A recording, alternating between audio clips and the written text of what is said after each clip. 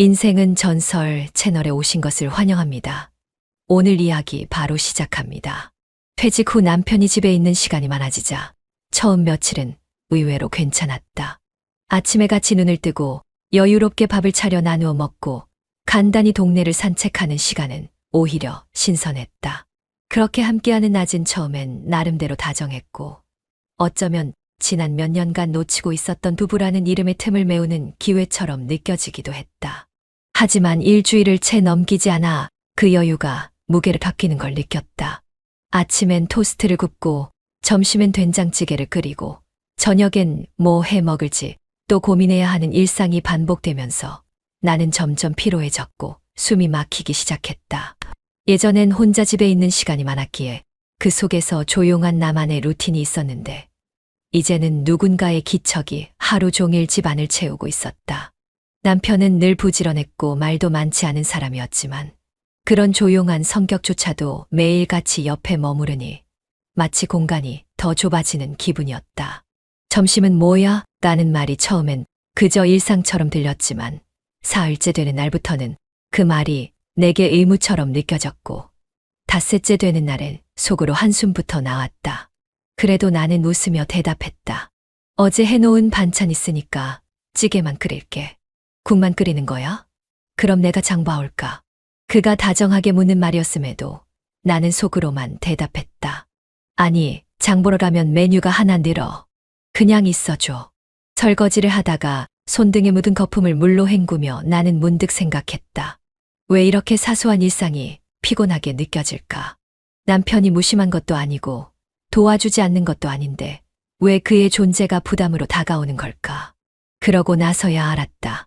함께 있는 시간이 많아질수록 나는 내 안에 어떤 다른 감정과 마주하고 있다는 걸. 예전엔 못 느꼈던 공허함, 그리고 설명할 수 없는 긴장감이 뿌옇게 피어오르고 있었다. 점심 먹고 뭐 할 거야? 그가 아무렇지 않게 물었다. 나는 식탁을 정리하며 어깨를 으쓱했다. 글쎄, 그냥 집 좀 치우고. 빨래 돌려야겠지. 같이 영화나 볼까? 응, 나중에. 이따가. 대화를 나누면서도 나의 시선은 그와 마주치지 않았다. 그의 말엔 나름의 애정이 담겨 있었고 함께 보내려는 의지도 놓였지만 이상하게도 나는 그 마음을 더 이상 반갑게 받아들이지 못했다. 어쩌면 그가 옆에 있기 시작하면서 나는 이전에 익숙했던 어떤 자유로움과 감정의 여유를 잃어버린 걸지도 모른다. 마치 나만의 공간과 시간이 점점 밀려나는 느낌. 더 솔직히 말하자면 혼자인 낮이 그리워지기 시작했던 거다. 그날 밤 남편은 나보다 먼저 잠들었고 나는 거실 소파에 앉아 아무것도 켜지 않은 TV를 바라보다가 괜히 핸드폰을 들여다봤다. 채팅 앱 속 불이 꺼지지 않은 대화창 하나가 조용히 나를 부르고 있었다. 내일 시간 어때요? 그 문장이 뜨는 순간 나는 다시 핸드폰을 내려놓았다. 그러곤 고개를 돌려 침실문을 바라보며 천천히 숨을 들이쉬었다. 아무것도 하지 않았는데도 나쁜 마음을 먹은 사람처럼 손끝이 떨렸다. 밥을 먹고 나서 설거지를 마치려는데 남편이 조용히 옆에 와서 고무장갑을 끼기 시작했다. 예전 같으면 됐다. 내가 할게 하며 웃었겠지만 지금은 그마저도 부담스럽게 다가왔다. 나는 타이밍을 맞춰 핸드폰을 들었다. 잠금 화면에 새로 도착한 메시지가 하나 떠 있었다. 지금 바빠요? 그 문장을 보고 있자니 나도 모르게 입꼬리가 올라갔다. 손끝으로 조심스럽게 대답을 썼다. 조금 후에 전화할게요. 오늘 얼굴 보니까 반가웠어요. 그리고는 조용히 메시지를 닫고 핸드폰을 엎어두었다. 그걸 본 남편은 아무 말도 하지 않았지만 설거지하는 손놀림이 잠깐 멈췄다가 다시 시작됐다. 그런 게 더 무서웠다. 차라리 뭘 보냐고 물었으면 좋았을 텐데. 아니, 그것조차 귀찮고 불편했을지 모르겠다. 애매한 침묵 속에서 물소리만 흘러나오고 나는 그 소리를 듣고 있는데도 왜 이리 멍하니 있는 건지 스스로도 알 수 없었다. 요즘 많이 피곤하지? 남편의 질문은 정말 무심한 듯 건조하게, 그러나 의외로 따뜻하게 다가왔다. 나는 대답하지 않았다. 아니, 못한 게 맞았다. 대답하면 그 다음에 이어질 말이 뻔하니까. 그래서 그냥 밥숟갈 하나를 더 닦으며 물만 바라보다가 어쩌다 입이 먼저 나갔다. 피곤한 건 당신도 알겠네. 삼시세끼 해주는 사람이 피곤하지 않으면 그게 이상한 거지. 목소리가 생각보다 날카롭게 나와서 나도 놀랐고 남편도 고개를 약간 숙인 채 말없이 고무장갑을 벗었다. 그 순간 나는 왜 그런 말을 했을까 싶었다. 그는 그냥 도와주고 싶었을 뿐인데 나도 안다. 지금 이 짜증은 남편 때문이 아니다. 그 사람 때문이다. 같은 아파트 단지 반대편 동, 그저 엘리베이터에서 몇 번 마주쳤고 우연히 같은 카페에서 몇 번 눈이 마주쳤던 사람. 이름도 모르던 그와 어느 날 인사를 주고받게 되었고 그 인사는 차츰 문장으로 바뀌었고 문장은 카페 약속으로, 약속은 손끝의 스침으로 바뀌었다. 이제는 남편이 밥을 먹고 있을 때 나는 그 사람의 얼굴을 떠올리곤 한다. 남편이 숨소리를 크게 내며 옆에 누웠을 때 나는 조용히 핸드폰을 들고 그의 메시지를 열어본다. 오늘은 언제쯤 조심히 나올 수 있어요? 그가 그렇게 묻는 순간 나는 머릿속으로 남편의 동선을 계산하고 어떤 시간에 가장 빈틈이 많은지를 그려보게 된다. 그리고 그런 나를 스스로 혐오하면서도 다시 그와 나눈 대화를 되새김질한다. 밥 차려줘서 고마워. 남편이 그렇게 말했다. 나는 고개를 끄덕였지만 눈을 마주치지 않았다. 근데 요즘은 당신 웃는 걸 잘못 본 것 같아서 남편의 말에 나는 다시 웃지 않았다. 아니, 웃고 싶지 않았다. 그런가? 거울 좀 자주 보지 그래. 당신 표정도 요즘 그리 밝진 않아. 말끝이 자꾸 뾰족해지는 걸 안다. 하지만 자꾸만 내 안에 무언가가 쏟아지기 직전처럼 흔들리고 있어서 멈출 수가 없다. 내가 아는 사랑은 이렇지 않았다. 누군가의 밥을 챙기고 한숨을 묻어가며 겨우겨우 하루를 넘기는 게 사랑은 아니었다. 그 사람과 눈이 마주쳤을 때 아무 말도 안 했는데도 설렜던 그 순간이 오히려 더 생생했다. 설거지를 마친 싱크대 앞에서 나는 다시 핸드폰을 들었다. 내일은 몇 시쯤 나올 수 있어요? 그의 메시지가 다시 와 있었다. 나는 망설임 없이 답장을 보냈다. 12시 10분쯤. 남편은 점심 먹고 낮잠 자요. 그리고는 화면을 꺼버렸다. 웃음도 눈물도 아니고 그냥 조용한 숨이 하나 새어 나왔다. 그 순간 나는 알고 있었다. 내 마음은 이미 집이라는 공간을 떠나고 있었다. 오늘도 나갈 거야? 남편의 물음은 다정함도 집요함도 없었지만 어딘가 모르게 날카롭게 느껴졌다. 나는 입술을 다문 채 거울을 바라보다가 어깨에 살짝 걸쳐있던 가디건을 단정히 여미며 대답했다. 응, 친구 만나기로 했어. 약속 있어. 말끝을 흐리지 않으려 애썼지만 단호한 어조와는 달리 눈빛은 어딘가 불안하게 흔들렸다. 민석은 내 대답에 고개를 끄덕였고 그리곤 소파에 앉아 TV 리모컨을 눌렀다. 주말 아침이었고 식탁 위에는 갓 구운 식빵과 달걀 프라이가 식어가고 있었다. 아침을 같이 먹자는 말도 잘 다녀오라는 인사도 없었다. 아니, 그 말이 오가던 시절이 너무 오래전이라 이제는 없다는 사실조차 잊을 만큼 무뎌져 있었다. 엘리베이터를 기다리는 동안 나는 핸드백 속에서 작은 케이스를 꺼냈다. 립스틱을 덧바르고 머리를 정리하고 숨을 한 번 길게 들이켰다. 엘리베이터 안에는 나 혼자였고 거울에 비친 내 표정은 괜히 초조했고 이유 없는 설렘이 자꾸만 심장을 간지럽혔다. 차를 몰고 나와 익숙한 카페 건물 앞으로 향했다. 1층은 커피 전문점, 2층부터는 학원이나 네일숍, 그리고 맨 위 5층은 모텔로 되어 있는 그 복합 건물. 이전엔 그냥 스쳐 지나치던 그곳을 나는 이제 한 달째 이 시간에 드나들고 있었다. 그가 먼저 와 있었다. 그는 어색한 듯 손을 흔들었고 나는 조금 더 밝은 표정을 지으며 다가갔다. 엘리베이터 안에서 우린 아무 말도 하지 않았지만 손끝이 닿을 듯 말 듯한 거리만큼은 조심스러웠다. 모텔방에 들어서자마자 그는 내 코트를 받아 걸었고 나는 가방을 테이블에 올려두며 조심스레 말을 꺼냈다. 혹시 불편하지 않았어? 괜히 나 때문에 이런 장소까지. 아니야. 오히려 더 편해. 누구 아는 사람 만날 걱정도 없고. 그의 말에 나도 작게 웃으며 고개를 끄덕였다. 침묵은 짧았고 분위기는 금세 무르익었다. 그의 손이 내 손등을 덮었을 때 나는 거부하지 않았다. 아니, 기다리고 있었는지도 몰랐다. 남편과 함께하는 지루하고 조용한 나날들 사이, 이건 틈새처럼 찾아온 따뜻한 온기였고, 나는 그 온기를 놓치고 싶지 않았다. 너 요즘 많이 예뻐졌다는 얘기 듣지 않아? 그의 말에 나는 피식 웃었다. 누가 그런 얘기를 해? 집에서는 살림만 하는데, 내 눈엔 지금도 충분히 예쁜데. 그의 입꼬리가 천천히 올라가며 내 볼을 감싸 안았고, 그 순간 나는 모든 죄책감을 밀어냈다. 손끝이 살을 스치고 입술이 닿기 전까지의 떨림은 짜릿했고, 그 떨림이 이어진 장면은 방 안에 고요한 파동처럼 퍼져나갔다. 우리는 말없이 서로를 끌어안았고, 그 끌림은 애써 억누른 그리움의 덩어리가 터져버린 것처럼 격정적이었다. 첫 번째 선은 그렇게 넘겨졌다. 말도 계획도 약속도 없었지만 몸이 먼저 움직였고, 마음은 이미 오래전부터 그를 향하고 있었다는 걸 나 자신이 먼저 알고 있었다. 그날 오후 나는 5층에서 내려와 커피 한 잔을 들고 1층에서 나오는 척 걸어 나왔다. 핸드폰을 켜보니 민석에게 문자 하나가 와 있었다. 집에 오는 길이면 우유 좀 사와. 나는 답장을 하지 않았다. 아니, 하고 싶지 않았다. 남편의 퇴직은 나에게 새로운 시작이 아니라 단절의 서막이었다. 나와 그 사람 사이에 흐르던 자유의 공기는 이제 조심스럽고 치밀한 계산을 필요로 했고, 나는 그 계산을 두려워하지 않게 되었다.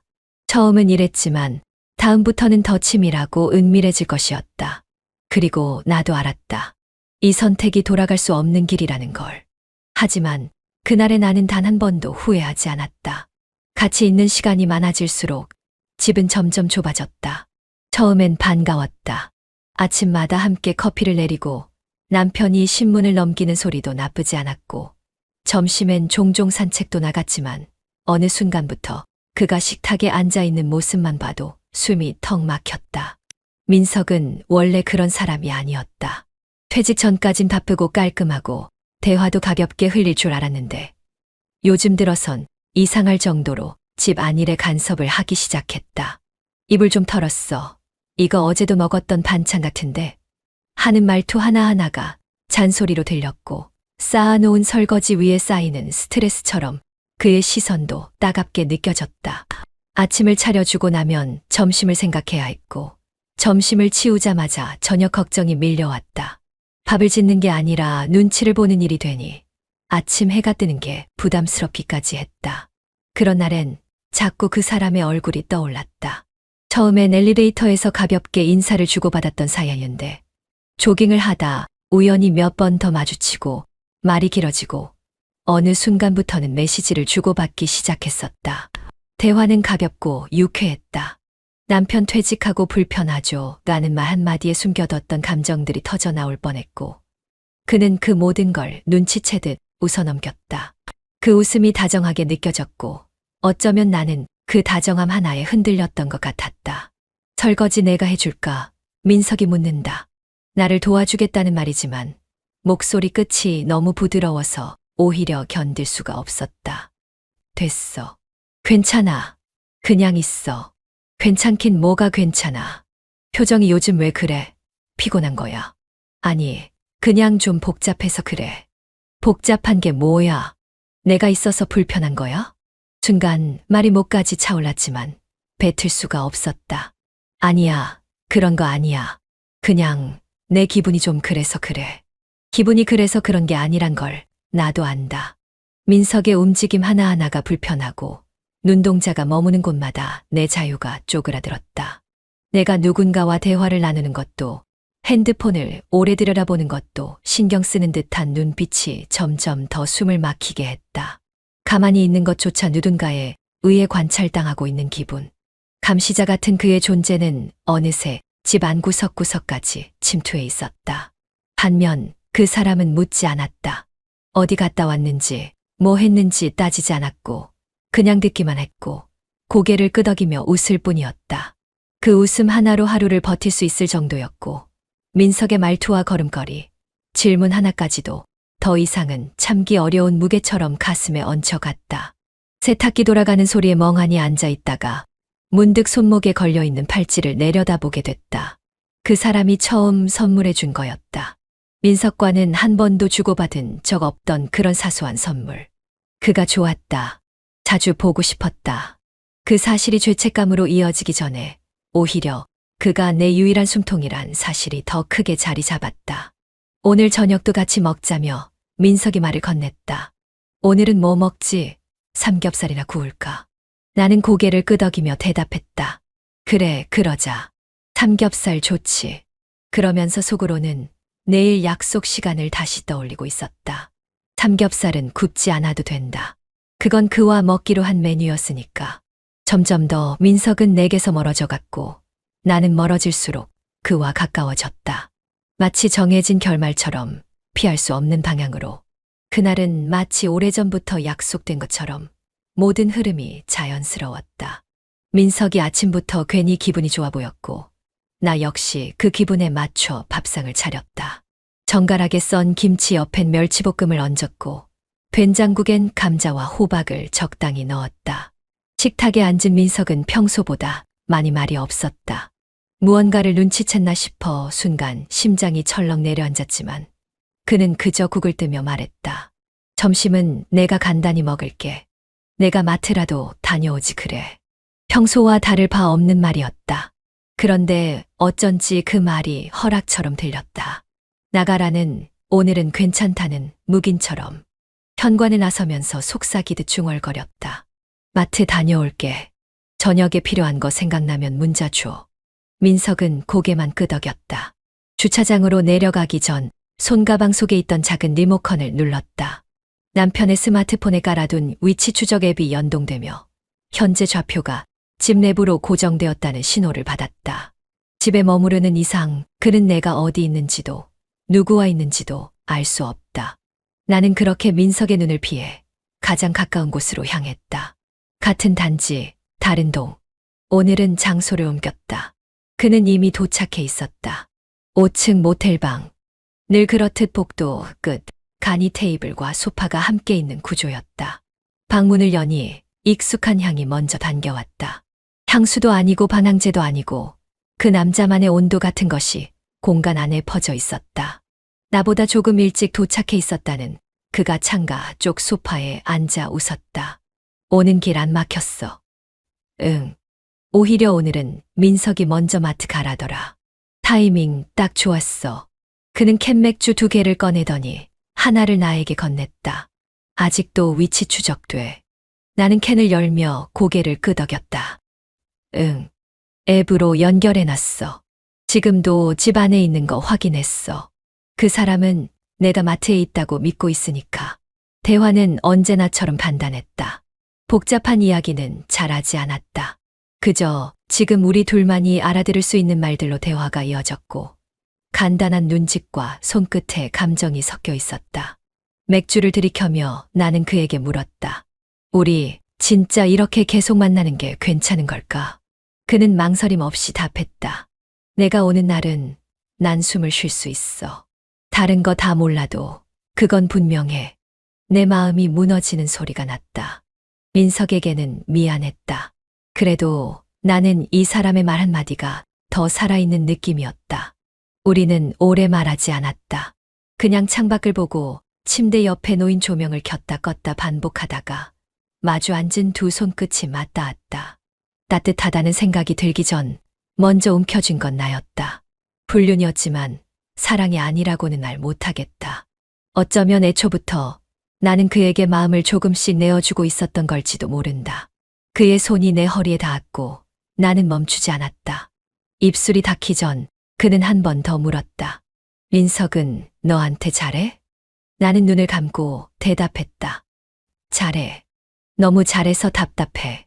그는 그 말을 이해한 듯 조용히 내 머리카락을 넘겼고 이내 거칠어진 호흡이 방 안을 채웠다. 익숙한 침대, 익숙한 향기, 익숙한 그 손길.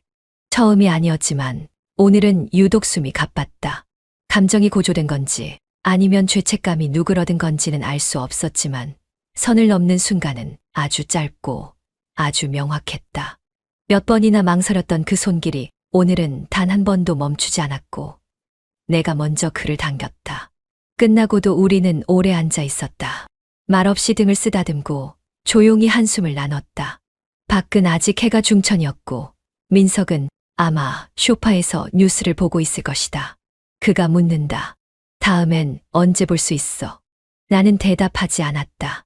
다만 손가방 속에서 위치 추적 앱을 다시 켜며 그를 한 번 더 끌어안았다. 이번엔 내가 먼저였다. 그리고 다시 한 번. 선을 넘었다. TV 소리가 하루 종일 거실을 울리고 있었다. 민석은 리모컨을 손에 쥔 채 소파의 등을 기댄 채로 화면을 뚫어지게 바라보고 있었지만 실은 한자도 머릿속에 들어오지 않았다. 드라마가 끝나고 뉴스가 시작되고 다시 예능이 나오는데도 그는 채널만 돌릴 뿐 마음은 화면 속 어디에도 닿지 않았다. 식탁에 앉은 나는 김을 굽다 말고 살짝 시선을 들어 민석의 옆 얼굴을 훔쳐봤다.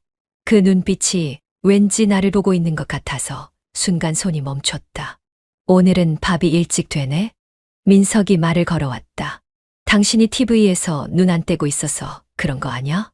내가 건조하게 받아치자 그는 헛웃음을 지으며 다시 리모컨을 만지작거렸다.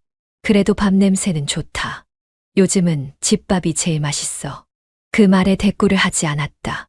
웃지도 맞장구 치지도 않은 채 난 조용히 접시에 김치를 얹었다. 민석이 잠시 화장실에 들어간 사이 나는 부엌 창고 아래쪽에 숨겨둔 작은 검은 박스를 꺼냈다.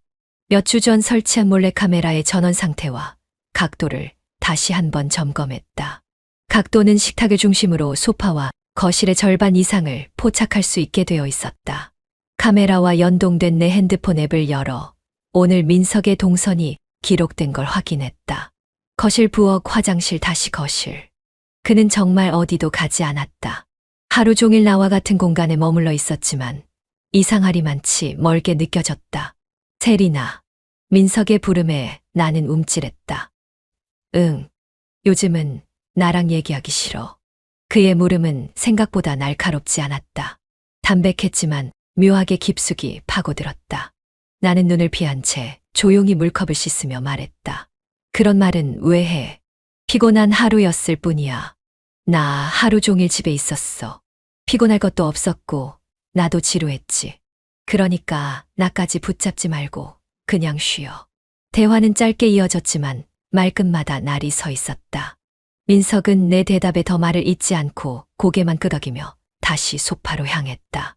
나는 찬장을 정리하는 척하며 그의 뒷모습을 천천히 살폈다.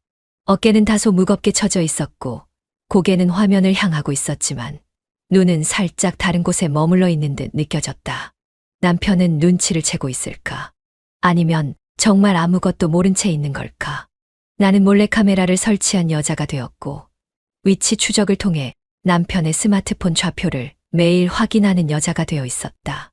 아침엔 밥을 하고 낮엔 남편의 동선을 확인하고 저녁이 되면 짧은 대화 속에 감정을 감췄다. 불륜이란 단어는 입에 담지 않았지만 그 모든 행위가 이미 나를 그 선 너머로 옮겨놓고 있었다. 민석은 어느 순간부터 내 눈을 오래 마주치지 않았다. 나는 그가 몰라서 그런 건지 모르는 척하는 건지 헷갈릴 때가 많았다. 하지만 한 가지는 확실했다. 민석은 이제 내 눈웃음이 예전과 같지 않다는 걸 알고 있다는 것. 그게 슬퍼서 말이 없는 건지, 화가 나서 침묵하는 건지 나는 아직 알 수 없었다. 밖에서 핸드폰이 진동했다. 그였다. 내일 가능할까? 나는 아무 대답도 하지 않은 채 핸드폰을 가슴에 꼭 끌어안았다. 그 순간 민석이 천천히 고개를 돌려 나를 바라보고 있었다. 무언가 말할 듯한 눈빛이었다. 하지만 그는 끝내 입을 열지 않았다. 모른 척하는 남편과 너무 잘 아는 아내. 우리는 그렇게 하루를 끝냈다. 세리는 거울 앞에서 브러쉬를 잡은 손을 조심스럽게 움직이며 눈꼬리를 한 번 더 끌어올렸다. 평소보다 진하게 번지는 아이라인이 낯설지 않게 느껴지는 건 이 화장이 익숙하다는 뜻일 것이다.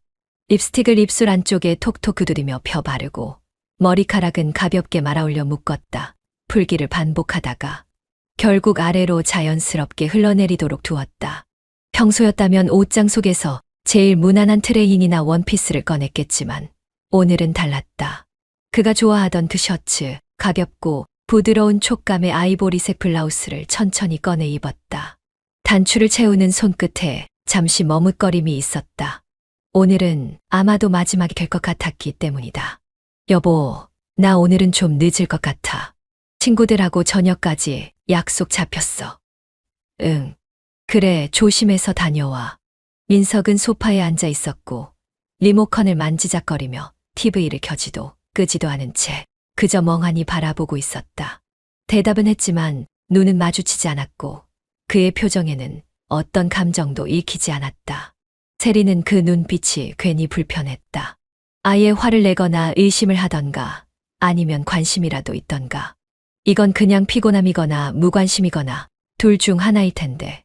그녀는 발끝에 힘을 주며 신발을 신었다. 힐에 굽이 닿는 소리가 현관 바닥에 울렸다. 밖으로 나서는 순간 그녀의 표정은 전혀 달라졌다. 휴대폰을 꺼내더니 화면을 눌러 남편의 위치를 확인했다. 여전히 집에 머물러 있었다. 몰래카메라 앱도 켜두었으니 혹시라도 민석이 방에서 나와 다른 곳으로 움직인다면 알림이 뜰 것이다. 어쩌면 이 정도의 방비는 지나치게 치밀한 것일 수도 있지만 세리는 그런 말조차 사치처럼 여겼다. 그에겐 아직 들키고 싶지 않았고 그를 잃고 싶지도 않았다. 아니, 정확히 말하면 이 생활을 깨고 싶지 않았던 것이다. 건물 옆 주차장에 익숙한 회색 SUV가 세워져 있었다. 그 남자는 차 안에서 그녀를 보고는 고개를 끄덕였다. 세린이 문을 열고 조심스레 타자 그가 입꼬리를 살짝 올렸다. 오늘도 예쁘네. 남편은 집에 있지? 응, 집에 있어. 위치는 내가 확인하고 나왔어. 괜찮아. 그 남자는 조수석에 있는 음료수를 건네며 그녀를 바라보았다. 이런 말 하면 안 되는데 진심이야. 널 기다리는 동안 가슴이 계속 뛰었어. 세리는 창밖을 보며 작은 웃음을 지었다. 나도 그래. 솔직히 말하면 며칠 못 보니까 더 보고 싶더라. 차가 천천히 움직였다. 도착한 모텔은 카페 건물 5층에 자리 잡고 있었다. 익숙한 곳이었다. 직원은 말이 없었고 엘리베이터는 부드럽게 올라갔다. 문을 열고 들어가자 이미 준비되어 있던 향초가 은은한 빛을 피워내고 있었다. 남자는 그녀의 코트를 받아 걸어두고 손끝으로 그녀의 어깨를 감싸 안았다. 세리는 거울 앞에 다시 한번 섰고 눈을 감았다. 오늘이 마지막일 수도 있어. 왜? 민석이 뭔가 알아챈 것 같아. 요즘 자꾸 의미 없는 말들을 건네. 아무 말도 아닌 것처럼 시작해서 이상하게 마무리돼. 괜히 가슴이 철렁거려. 그럼 그만둘래? 그건 나도 모르겠어.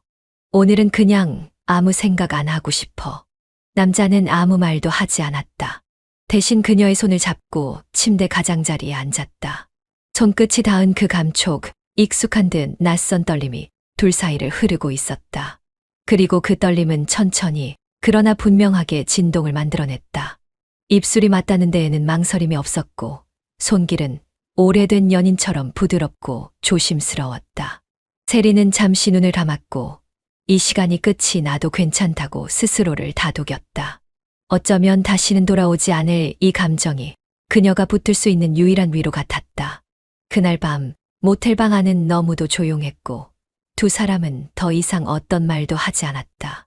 말이 필요 없을 만큼 익숙해졌고 익숙함은 곧 이별의 준비처럼 다가왔다. 그리고 마지막 입맞춤은 그렇게 모든 걸 덮은 채 조용히 뜨겁게 이어졌다. 아무 의심 없이 걸었던 산책길이었다. 퇴직 이후 일과를 하나라도 정해두지 않으면 스스로가 무너질 것 같아 아침마다 단지 안을 한 바퀴씩 돌곤 했는데 그날따라 민석은 조금 늦게 집을 나섰다. 봄 햇살이 유독 따가웠고 가벼운 트레이닝복 차림이었지만 생각보다 많은 땀이 등에 맺혔다. 그렇게 단지 안을 돌던 중이었다. 마른 가지 끝에 매달린 연두빛 새싹들 사이로 익숙한 뒷모습 하나가 시야에 걸려들었다. 분명 아내 세린이었다. 그런데 그녀가 향하고 있는 방향은 마트도 시장도 동네 카페도 아닌 같은 단지 안의 다른 동 그 중에서도 백사동 쪽이었다. 민석은 걸음을 멈춘 채 한참을 바라봤다. 세린은 스마트폰을 꺼내 뭔가를 확인하더니 주변을 살피지도 않고 익숙한 듯 건물 안으로 들어갔다. 의아한 생각이 스치기는 했지만 무작정 따라가기는 뭔가 어색해서 민석은 되려 걸음을 뒤로 물렸다. 그런데 그날 이후로도 이상한 장면이 반복되기 시작했다.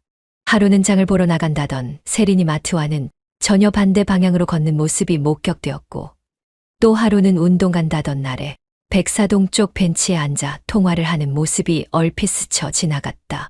세린아, 요즘 그쪽 동네 자주 가네. 누가 거기 살아? 응. 아파트 동호회 아줌마 한 명 있어. 너 모르는 사람이야. 그렇구나, 뭐, 자주 만나나 봐. 그냥 요즘 한 번씩 심심할 때. 왜 그래? 무슨 일 있었어? 아냐. 그냥 문득 보여서. 그 대화 이후 민석은 더 이상 물어보지 않았다. 하지만 속은 뒤집히고 있었다. 자신이 괜한 의심을 하는 건 아닐까, 세린에게 상처가 될까 두려운 마음도 있었지만 이미 어떤 감각이 작동하고 있었던 것이다. 집에 들어오면 세린은 늘 먼저 핸드폰을 방에 두었고, 전에는 하지 않던 화장을 점점 짙게 하기 시작했다. 화장대 위에 놓인 새로운 립스틱과 향수병 하나. 민석은 그 향이 낯설었고 익숙하지 않아 불쾌했다. 오늘은 저녁 뭐야? 아직 생각 안 했는데. 당신은 뭐 먹고 싶어? 아무거나 상관없어. 요즘 당신 많이 피곤해 보이더라. 나도 사람인데 하루 종일 집에 있으면 답답하지. 당신도 그렇지 않아? 그렇지. 그래서 가끔 혼자 걷는 거야. 민석은 세린의 동선을 그때부터 기록하기 시작했다. 누가 알려준 것도 아닌데 이상하리만큼 일정한 리듬이 느껴졌다. 월요일과 목요일 오전 11시 30분쯤 외출. 그리고 오후 2시 전후 귀가. 대충 그 시간을 피해서 외출하거나 방에 있으면 얼굴도 마주치지 않았다. 민석은 점점 더 침묵을 선택하게 되었고, 세린은 점점 더 외출의 거리낌이 없어졌다. 언젠가부터 그는 아파트 단지 내의 CCTV 위치까지 외우게 되었다. 출입구, 엘리베이터, 분리수거장, 그녀가 어느 방향으로 향하든 이 단지 안에서 놓치지 않을 자신이 생겼다. 믿지 않는다는 말보다 더 잔인한 감정이 있다는 걸 그제서야 민석은 깨달았다. 이건 사랑이 아니라 자존심의 파열이었다. 이제 확실히 무엇을 보고 싶어졌다. 어설픈 의심이 아니라 명확한 그림 하나. 그리고 그 그림은 곧 찾아올 듯 짙은 그림자처럼 뒤를 밟아오고 있었다. 세린은 조용히 스마트폰을 꺼내 익숙한 아이콘을 눌렀다. 지도 위에 작은 파란 점이 움직이고 있었다. 아직 집에 있어. 오늘도 움직임 없어. 그녀 입꼬리는 천천히 올라갔고 옆에 앉은 남자는 웃음을 삼키며 속삭이듯 말했다. 이젠 내가 그 사람보다 하루를 더 잘하는 것 같아. 세린은 고개를 끄덕이며 소파에 등을 기댔다. 몰래카메라는 거실 장식장 위 액자 프레임 속에 숨겨져 있었다. 남편 민석이 TV를 볼 땐 정면으로 바라보는 위치였고, 혼잣말마저도 가끔 녹음되는 수준이었다. 그녀는 이미 몇 주 전부터 카메라를 통해 민석의 하루를 다시 보기 하듯 관찰해왔고, 처음엔 조심스럽던 일이 점점 일상이 되어가고 있었다. 그날도 민석은 식탁에 앉아 국을 천천히 떠먹고 있었고, 설거지를 하다가 잠시 멍하니 창밖을 바라보며 고개를 기울였다. 세린은 화면을 확대해보며 말했다. 저 표정은 아마 뭔가 의심은 하고 있다는 거지. 확신까진 아니고. 남자는 허리를 숙이며 그녀의 어깨에 기대듯 앉았다. 의심하든 말든 어차피 움직이지도 못하잖아. 내 손 아닌데. 그 말에 세린은 작게 웃었다. 그리고 속삭이듯 중얼댔다. 맞아. 지금은 내 손 아니지. 그녀는 앱을 닫고 다시 카메라 앱으로 넘어갔다. 민석은 이번엔 핸드폰을 보며 메모를 하고 있었고, 세린은 그의 손놀림을 유심히 들여다보다 작게 콧노래를 불렀다. 그 모든 장면이 남편의 공간 안에서 벌어지는 일이었지만 이미 그녀의 공간처럼 느껴졌다. 우리 오늘은 10분만 더 있다가 나가자. 왜? 시간 괜찮은 거 아냐? 지금 나가면 애매하게 마주칠 수 있어. 오늘은 조금 늦게 출발해야 돼. 그녀는 남편의 외출 시간 패턴까지도 외우고 있었다. 점심 이후 잠깐 나갔다 돌아오는 루틴, 목욕 시간, 식사 후 책상에 앉아있는 시간까지. 그것만 피하면 모든 일이 매끄러웠다. 그리고 남자는 그녀의 계획표에 늘 맞춰주는 사람이었다. 부담도 없고 질문도 없고 그저 그 틈을 채워주는 익숙한 손이었다. 오늘은 내가 먼저 모텔 들어가 있어. 나중에 편의점 쪽으로 들어갈게. 응. 뒷문 열려 있을 거야. 두 사람의 대화는 아주 일상처럼 흘렀고 그 안엔 죄책감이 끼어들 여지가 없었다. 세리는 민석이 놓고 간 컵을 다시 확인하며 말했다. 저 물컵도 이젠 지겹다. 저 사람이 집에 있는 시간도 너무 길어. 그래서 내가 있잖아. 그 말에 세리는 살짝 눈을 감았다. 여전히 카메라는 거실을 찍고 있었고 그녀의 눈썹은 아주 천천히 올라갔다. 남편이 움직일 때마다 울리는 알림 소리조차 이제는 생활의 일부처럼 다가왔다. 그녀는 알고 있었다. 이 평형은 오래가지 못할 거라는 걸. 하지만 지금은 괜찮았다. 모든 게 계획대로 움직이고 있었고 세리는 그 안에서 한 번도 느껴보지 못한 자유와 통제를 동시에 느끼고 있었으니까. 민석이 외출용 셔츠를 입고 현관문을 나섰을 때 세리는 이미 주방 쪽 카메라로 그의 움직임을 확인하고 있었다. 현관 센서가 열리며 자동으로 남편의 위치가 추적앱상에서 바깥으로 향하자 그녀는 숨을 한 번 깊게 내쉬었다. 이제야 하루가 시작된 느낌이었다. 남편이 집에 있다는 사실만으로 숨이 막혔고 그는 아무 말도 하지 않아도 늘 눈치로 존재감을 퍼뜨리는 사람이었다. 세리는 휴대폰을 집어들고 불륜남에게 톡을 보냈다. 나갔어. 지금부터 3시간은 문제없어. 곧바로 도착한 답장은 짧았다. 30분 후 201호. 너 먼저 와 있어. 세리는 거실로 나가 민석이 자주 앉던 소파를 빠르게 정리했다. 그리고 습관처럼 카메라 앱을 종료했다. 이젠 꺼도 돼. 혼잣말처럼 말하고는 거울 앞에 앉았다. 이젠 익숙한 루틴이었다. 남편이 나가고 자신은 예쁘게 화장을 하고 또 다른 방으로 향하는 것.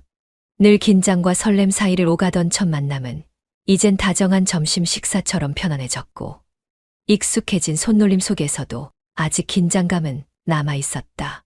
저 사람 진짜 바보 같아. 이렇게까지 해도 모른다는 건. 그녀는 립스틱을 바르다 말고 작게 웃었다. 어쩌면 진심이었다. 사랑이 남아있는 건 아니지만 멍하니 앉아 TV만 보는 남편의 얼굴을 볼 때면 가끔 미안한 감정이 들긴 했다. 그러나 그 감정은 오래가지 않았고 곧 머리카락을 넘기며 다시 집중하게 됐다. 문득 그녀는 아이패드를 켜 다시 한번 확인했다. 남편의 위치는 여전히 카페 근처에 머물러 있었고 그녀는 타이밍이 조금 늦는 것에 안도했다. 지금쯤이면 커피 한 잔 마시고 있을 거야. 그 순간 불륜남에게 전화가 걸려왔다. 지금 나가면 되지? 응. 내 5분 뒤에 출발할게. 오늘은 내가 먼저 들어갈게. 알겠어. 들어올 땐 조심하고. CCTV 위치 기억하지? 당연하지. 당신이 몇 번을 얘기했는데. 세리는 립스틱을 마저 바르고 화장대를 정리하며 속삭였다. 오늘만 지나면 다시 한동안 못 보겠지. 민석이 주말엔 집에만 있을 테니까. 그럼 더 뜨겁게 보내야지. 오늘은 내가 먼저 나와. 전화 너머의 목소리는 웃음기 가득했고 세린도 고개를 끄덕이며 대답했다. 알겠어. 이따 봐. 마지막으로 민석의 위치를 한 번 더 확인하고 거울 앞을 지나며 카메라 렌즈 쪽으로 시선을 돌렸다. 이제껏 수없이 남편을 감시했던 그 시선이었다. 하지만 오늘은 오히려 그 렌즈에 비치는 자신이 남편을 내려다보는 듯한 착각이 들었다. 당신 진짜 바보 같아. 세리는 또 한 번 웃었다. 이번엔 꽤 오래 웃었다.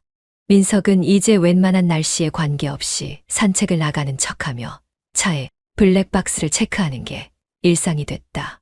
예전엔 점검조차 안 하던 장비였지만 아내가 외출했던 시간대의 영상을 틈틈이 뒤져보며 익숙한 그림자가 또 그 건물로 들어가는 장면을 반복해서 확인하게 되자 이제는 그것이 이 가정 안에 또 다른 시간표라는 걸 깨달아가고 있었다.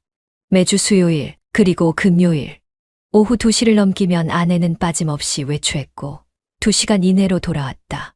돌아오는 길엔 마트 봉투나 편의점 비닐이 손에 들려 있었지만 민석은 그걸 믿지 않았다.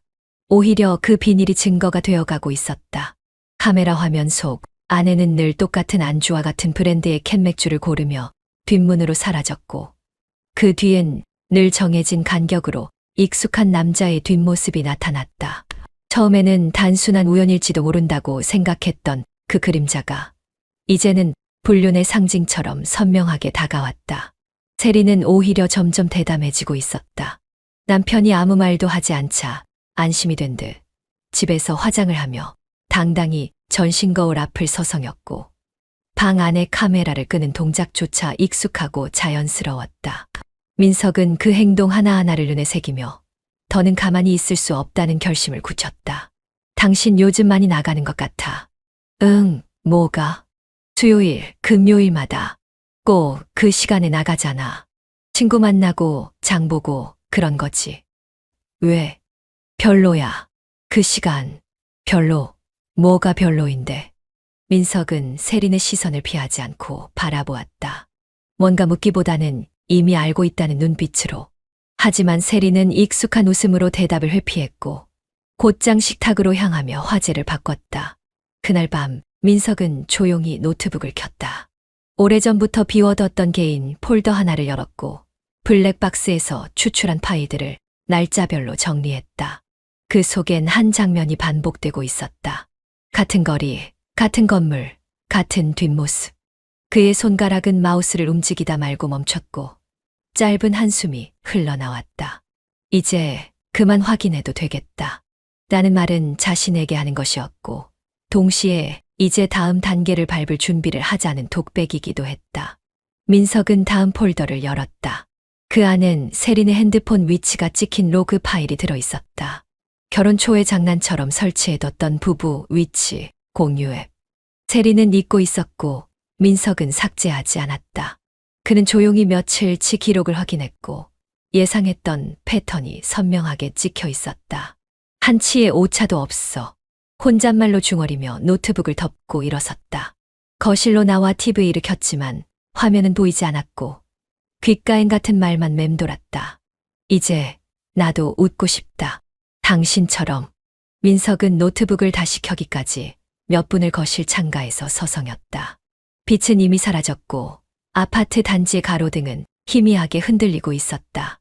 이상했다. 자신이 멍청했다는 자책보다는 아내가 이렇게 철저하게 준비된 사람이었다는 사실이 더 낯설게 느껴졌다. 다시 자리에 앉아 전원을 누르고 조심스레 노트북의 파일 탐색기를 열었다. 전에 백업해둔 폴더 외에도 낯선 이름으로 숨겨져 있던 영상 파일들이 있었다. 하나씩 눌러봤다. 주방 한켠 책장 위에 놓여있는 작은 인형 속에서 찍힌 영상이었다. 그 카메라는 주로 민석의 행동만을 따라가고 있었고 거실을 오가는 모습, TV 앞에서 졸고 있는 모습, 심지어 화장실에서 나오는 장면까지 아주 자연스럽게 담겨 있었다. 화면 속 그는 한없이 무력했고 아무것도 모른 채 반복되는 일상에 갇힌 채 움직였다. 마치 훈련된 햄스터처럼. 이걸 언제부터? 민석은 손끝이 서늘해지는 걸 느꼈다. 마우스를 잡고 있던 손바닥엔 땀이 맺혀 있었고 입술은 마르고 있었다. 한숨을 토해내듯 숨을 뱉은 뒤 다음 폴더를 열었다. 그곳엔 위치 기록이라는 이름의 파일이 있었다. 휴대폰을 꺼내 자신이 쓰는 위치, 공유, 앱과 대조해 보았다. 기가 막히게도 움직인 거리와 시간대가 모두 정교하게 기록되어 있었다. 퇴근한 척집 근처에서 시간을 보내던 날, 장을 본다고 나갔던 날, 심지어 산책길로 걸었던 동선까지 정확히 찍혀 있었다. 그제야 민석은 진짜 깨달았다. 자신은 관찰당하고 있었던 것이다. 남편이 아니라 피실험자 혹은 관리 대상처럼.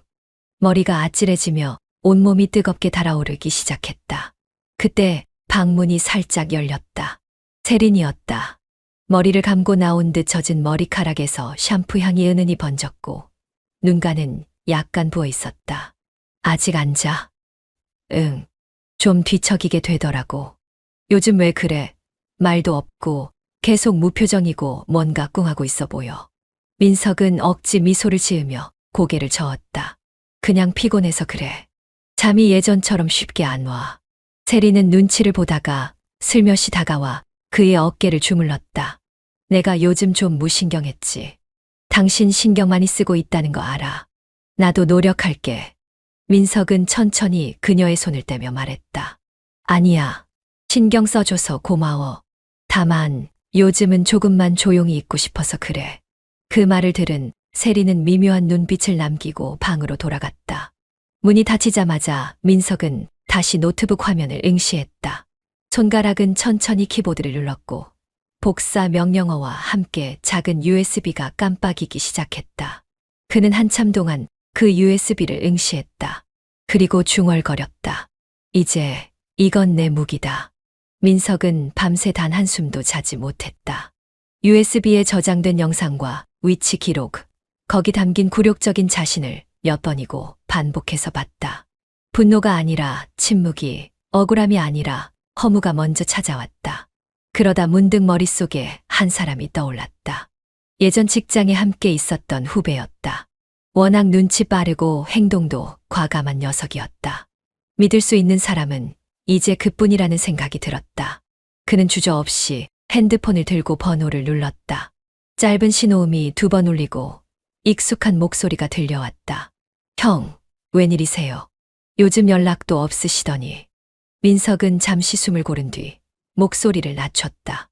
태영아, 지금 바쁘지 않으면 잠깐 얼굴 좀 볼 수 있을까? 형 목소리 왜 그래요? 무슨 일 있으세요? 만나서 말할게. 오늘 저녁에 시간 좀 내줘. 중요한 얘기야. 그날 오후 민석은 오래된 술집 구석 테이블에 먼저 나와 있었다. 태영은 여전히 눈치가 빠른 얼굴로 자리에 앉았다.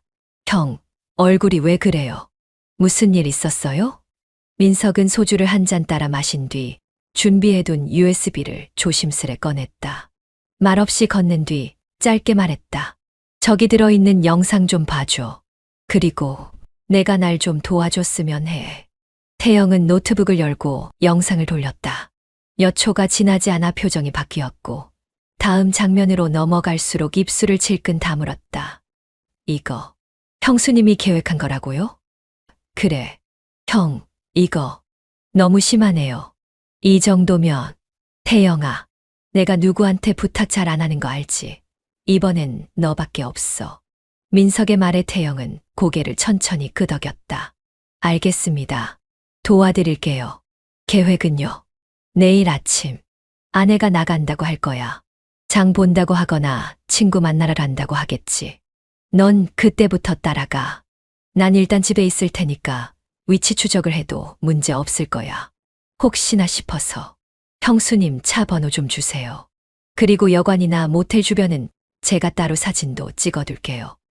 그래, 태영아, 진심으로 고맙다. 다음 날 민석은 일부러 늦잠을 자는 척하면서 세린이 부엌에서 커피를 내리는 소리, 화장대 서랍 여는 소리, 향수를 뿌리는 소리를 조용히 듣고 있었다. 아내는 거울 앞에서 한참을 서 있었고 머리를 말끔히 정리한 후 천천히 다가와 말을 건넸다. 나 오늘 점심은 밖에서 해결하고 올게. 뭐 필요한 거 있으면 문자해. 민석은 눈을 감은 채 고개만 끄덕였다. 그녀는 이상하게도 더 말하지 않았고 조용히 현관문을 닫고 나갔다. 민석은 그녀가 엘리베이터를 타는 소리를 듣고 곧장 핸드폰을 꺼냈다. 태영아, 나갔다. 지금이야. 네, 형. 이미 아파트 단지 앞에서 대기 중입니다. 바로 뒤따라가요. 1시간쯤 지났을까? 민석의 핸드폰이 다시 울렸다. 짧은 진동과 함께 도착한 메시지. 형수님, 지금 여관 들어가셨습니다. 그는 눈을 감았다. 그리고 천천히 자리에서 일어났다. 오늘은 끝까지 따라가기로 마음먹었다. 무엇이 기다리고 있든 간에 이제 피하지 않겠다는 다짐과 함께 휴대폰은 그대로 거실 테이블 위에 올려두었다. 민석은 평소처럼 커피를 내리고 부엌 정리를 마친 뒤 천천히 핸드폰을 테이블 위에 내려두었다. 마치 우연히 두고 나가는 척 자연스럽게 놓았지만 그 결정에는 수많은 복잡한 생각과 계획이 얽혀 있었다. 세린이 자신을 감시해온 사실을 알게 된 뒤 민석은 더 이상 그 어떤 말도 표정도 진심을 내비치지 않았다. 이틀 전부터는 괜히 아침마다 일부러 외출하는 척, 늦게 들어오는 척 연기까지 덧댔다. 모든 게 오늘을 위한 리허설이었다. 현관문을 조용히 닫고 계단을 천천히 내려오는 내내 민석은 마음속에서 문장들을 삼키고 또 삼켰다. 왜 그랬냐, 어떻게 나를 같은 말들은 아직 이르다는 걸 그는 잘 알고 있었다. 분노는 준비되지 않으면 그저 허공에 흩어질 뿐이었다. 그는 골목 반대편에 대기 중이던 후배 태영의 차에 조용히 올라탔다. 태영은 눈으로만 인사하고 아무 말 없이 차를 돌렸다. 형, 지금 바로 모텔 뒤편 주차장 쪽으로 가는 게 좋을 것 같습니다. 형수님이랑 그 남자 오늘도 같은 방 들어간 거 맞습니다. 로비 CCTV 피해서 뒷문으로 들어가세요. 태영의 목소리는 낮았고 단단했다. 민석은 고개를 끄덕이며 조용히 차에서 내렸다. 세차게 내리쬐는 햇빛 속에서 모텔 건물은 평소보다 더 어두워 보였다. 입구를 지나 뒤편 편의점 옆 골목으로 향하는 그 순간 그는 무언가 끝을 향해 걷고 있다는 느낌을 지울 수 없었다. 뒷문은 잠겨 있지 않았고 안쪽 복도는 생각보다 조용하고 습했다. 오래된 카펫에서 은은하게 배어난 향과 누군가의 웃음소리가 복도 끝에서 미세하게 울려왔다. 민석은 발소리를 최대한 줄이며 그 방 근처로 다가갔다. 똑같은 번호, 후배가 알려준 그 문 앞이었다. 도어락에 손을 대는 대신 문과 문틀 사이를 살짝 밀어보았다. 완전히 닫히지 않은 틈 사이로 바람 한 줄기가 새어나오고 있었고 그 사이로 들리는 건 웃음소리였다. 너무 익숙해서 잊을 수 없는 세린의 웃음이었다. 민석은 숨을 참은 채 귀를 가까이 댔다. 여기까지 오는 길 아무도 안 봤지. 그 남자의 목소리였다. 낮고 편안한 말투. 걱정 마. 우리 남편은 지금 집에 있어. 내가 다 확인했어. 위치 추적 앱 켜놨거든. 세린의 목소리. 농담처럼 웃으며 말했지만 그 속엔 전혀 죄책감이 느껴지지 않았다. 와, 진짜 대단하다 넌. 나도 이제 내가 좀 무서울 지경이야. 웃음 섞인 말에 세린이 더 크게 웃었다. 그 웃음은 민석이 기억하는 아내의 웃음이 아니었다. 따뜻하지도 않았고 해맑지도 않았다. 그건 오히려 누군가를 철저히 속이고 있다는 쾌감에 가까웠다. 문틈 사이로 두 사람의 그림자가 맞다는 것이 어렴풋이 보였다. 작은 테이블 위엔 편의점 봉투가 있었고 캔 맥주 2개가 나란히 놓여 있었다. 익숙했다. 너무 익숙해서 소름이 끼칠 정도였다. 민석은 손을 문고리에 올려두었다. 그리고 천천히, 아주 천천히 손을 떼었다. 그는 알았다. 지금 이 문을 열어 젖히는 순간 돌이킬 수 없는 장면을 보게 될 거라는 걸. 하지만 어쩌면 그 장면을 봐야만 진짜 끝낼 수 있을 것 같았다. 망설임 속에서 그의 심장은 무겁게 뛰고 있었다. 감정은 아직 폭발하지 않았고 눈물도 흐르지 않았지만 그는 자신이 지금 무너지고 있다는 걸 또렷이 느끼고 있었다. 방문이 덜컥 천천히 열렸다. 문고리를 돌리는 손끝에 쓸려나간 감정은 이미 무거운 침묵 속에 빠져 있었다. 낯선 모텔 방 안, 퀴퀴한 탈취제 냄새와 함께 퍼지는 두 사람의 정적. 그녀는 침대 모서리에 앉아 있었고 손엔 아직 따지 않은 맥주 캔이 들려 있었다. 그 옆엔 텅 빈 컵라면, 용기와 반쯤 녹은 얼음이 들어있는 투명한 유리잔. 시간은 무심히 흘러가고 있었지만 그 방의 공기만큼은 고여 있었다. 그녀는 남편의 얼굴을 본 순간 마치 얼음물이 머리 위에서 쏟아진 듯 온몸이 굳어버렸다. 입꼬리는 올라가려다 멈췄고 눈동자는 맥없이 떨렸다. 손에 쥐고 있던 맥주 캔이 바닥에 떨어지며 짧은 소리를 냈고 캔은 굴러가다 멈췄다. 뚜껑조차 따지 못한 그것은 그들이 도달한 결말의 무게만큼이나 공허했다. 언제부터였어? 남편의 목소리는 낮았지만 귓가에 날카롭게 박혔다. 꾸역꾸역 눌러왔던 모든 감정들이 조용히 터져 나오는 듯한 말투였다. 그게 나는 그냥 잠깐 숨 좀 쉬고 싶었어. 그녀는 눈을 피하며 말했지만 핑계도 아닌 말은 금세 묻혀버렸다. 당신이 퇴직하고부터, 아니 그보다 전부터였나 봐. 그냥 어느 순간부터는 좀 내가 내 목을 조르기라도 했냐? 남편의 말투는 격렬하지 않았다. 오히려 지나치게 차분했고 그게 더 무서웠다. 아니, 그런 게 아니라 집이 답답했어. 매일 밥하고 청소하고 당신은 늘 옆에 있고 내가 뭘 하든 감시받는 기분이었어. 그녀는 결국 고개를 떨구며 입술을 깨물었다. 그 사람은 아무 말도 안 해. 그냥 나한테 웃어줘. 아무것도 묻지 않고. 그래서 나 몰래 위치 추적하고 몰래카메라까지 설치해가며 즐거웠겠네. 남편은 벽 쪽을 잠시 바라보다 다시 그녀에게 시선을 돌렸다. 그게 널 숨쉬게 한 방식이었어. 그녀는 대답하지 못했다. 숨을 들이쉬는 것조차 불편해진 듯 가슴을 움켜쥐고 있었고 방 안은 정적에 질식할 듯 무거워졌다. 남편은 천천히 한 발짝 물러서며 마지막 말을 내뱉었다. 널 믿느라 바친 내 인생이 너무도 불쌍하다. 그는 더 이상 아내를 보지 않았다. 그녀의 얼굴엔 눈물도 후회도 있었지만 남편은 그 감정들조차 붙잡지 않기로 결심한 듯 고개를 돌린 채 방을 나섰다. 복도로 나서는 발걸음엔 울분도 미련도 없었다. 다만 지나온 시간이 어디선가 부서지는 소리가 뒤통수를 때릴 뿐이었다. 계단을 내려가며 그는 속으로 중얼거렸다. 네가 버린 건 남편이 아니라 우리 인생 모두였어. 인생은 전설 채널에 오신 것을 환영합니다. 오늘 이야기 바로 시작합니다. 아침 햇살이 유난히 기울어져 있었다. 거실 커튼을 젖힌 손등에 언제부터인가 선명하던 반지 자국이 거의 지워져 있었다. 늘 타는 손등에 하얗게 남아있던 그 자국이 사라졌다는 건 내가 얼마나 자주 무심하게 반지를 빼놓고 다녔는지를 말해주는 증거일지도 몰랐다. 뿌안처럼 베란다 창을 닦다 말고 그 지워진 자국 위에 손끝을 얹었다. 내 손이 가벼워졌다고 느낀 게 그날이 처음이었다. 당신, 오늘은 좀 늦나 봐. 응, 거래처 미팅 있어서. 유진은 어제 친구 집에서 잔다고 했고. 그래, 그럼 나도 점심은 나가서 대충 먹고 들어올게. 민재는 언제나 그랬듯 나긋했고 무심할 만큼 배려심이 깊었다. 잔소리를 하지 않았고 모든 일정을 내게 묻지도 강요하지도 않았다.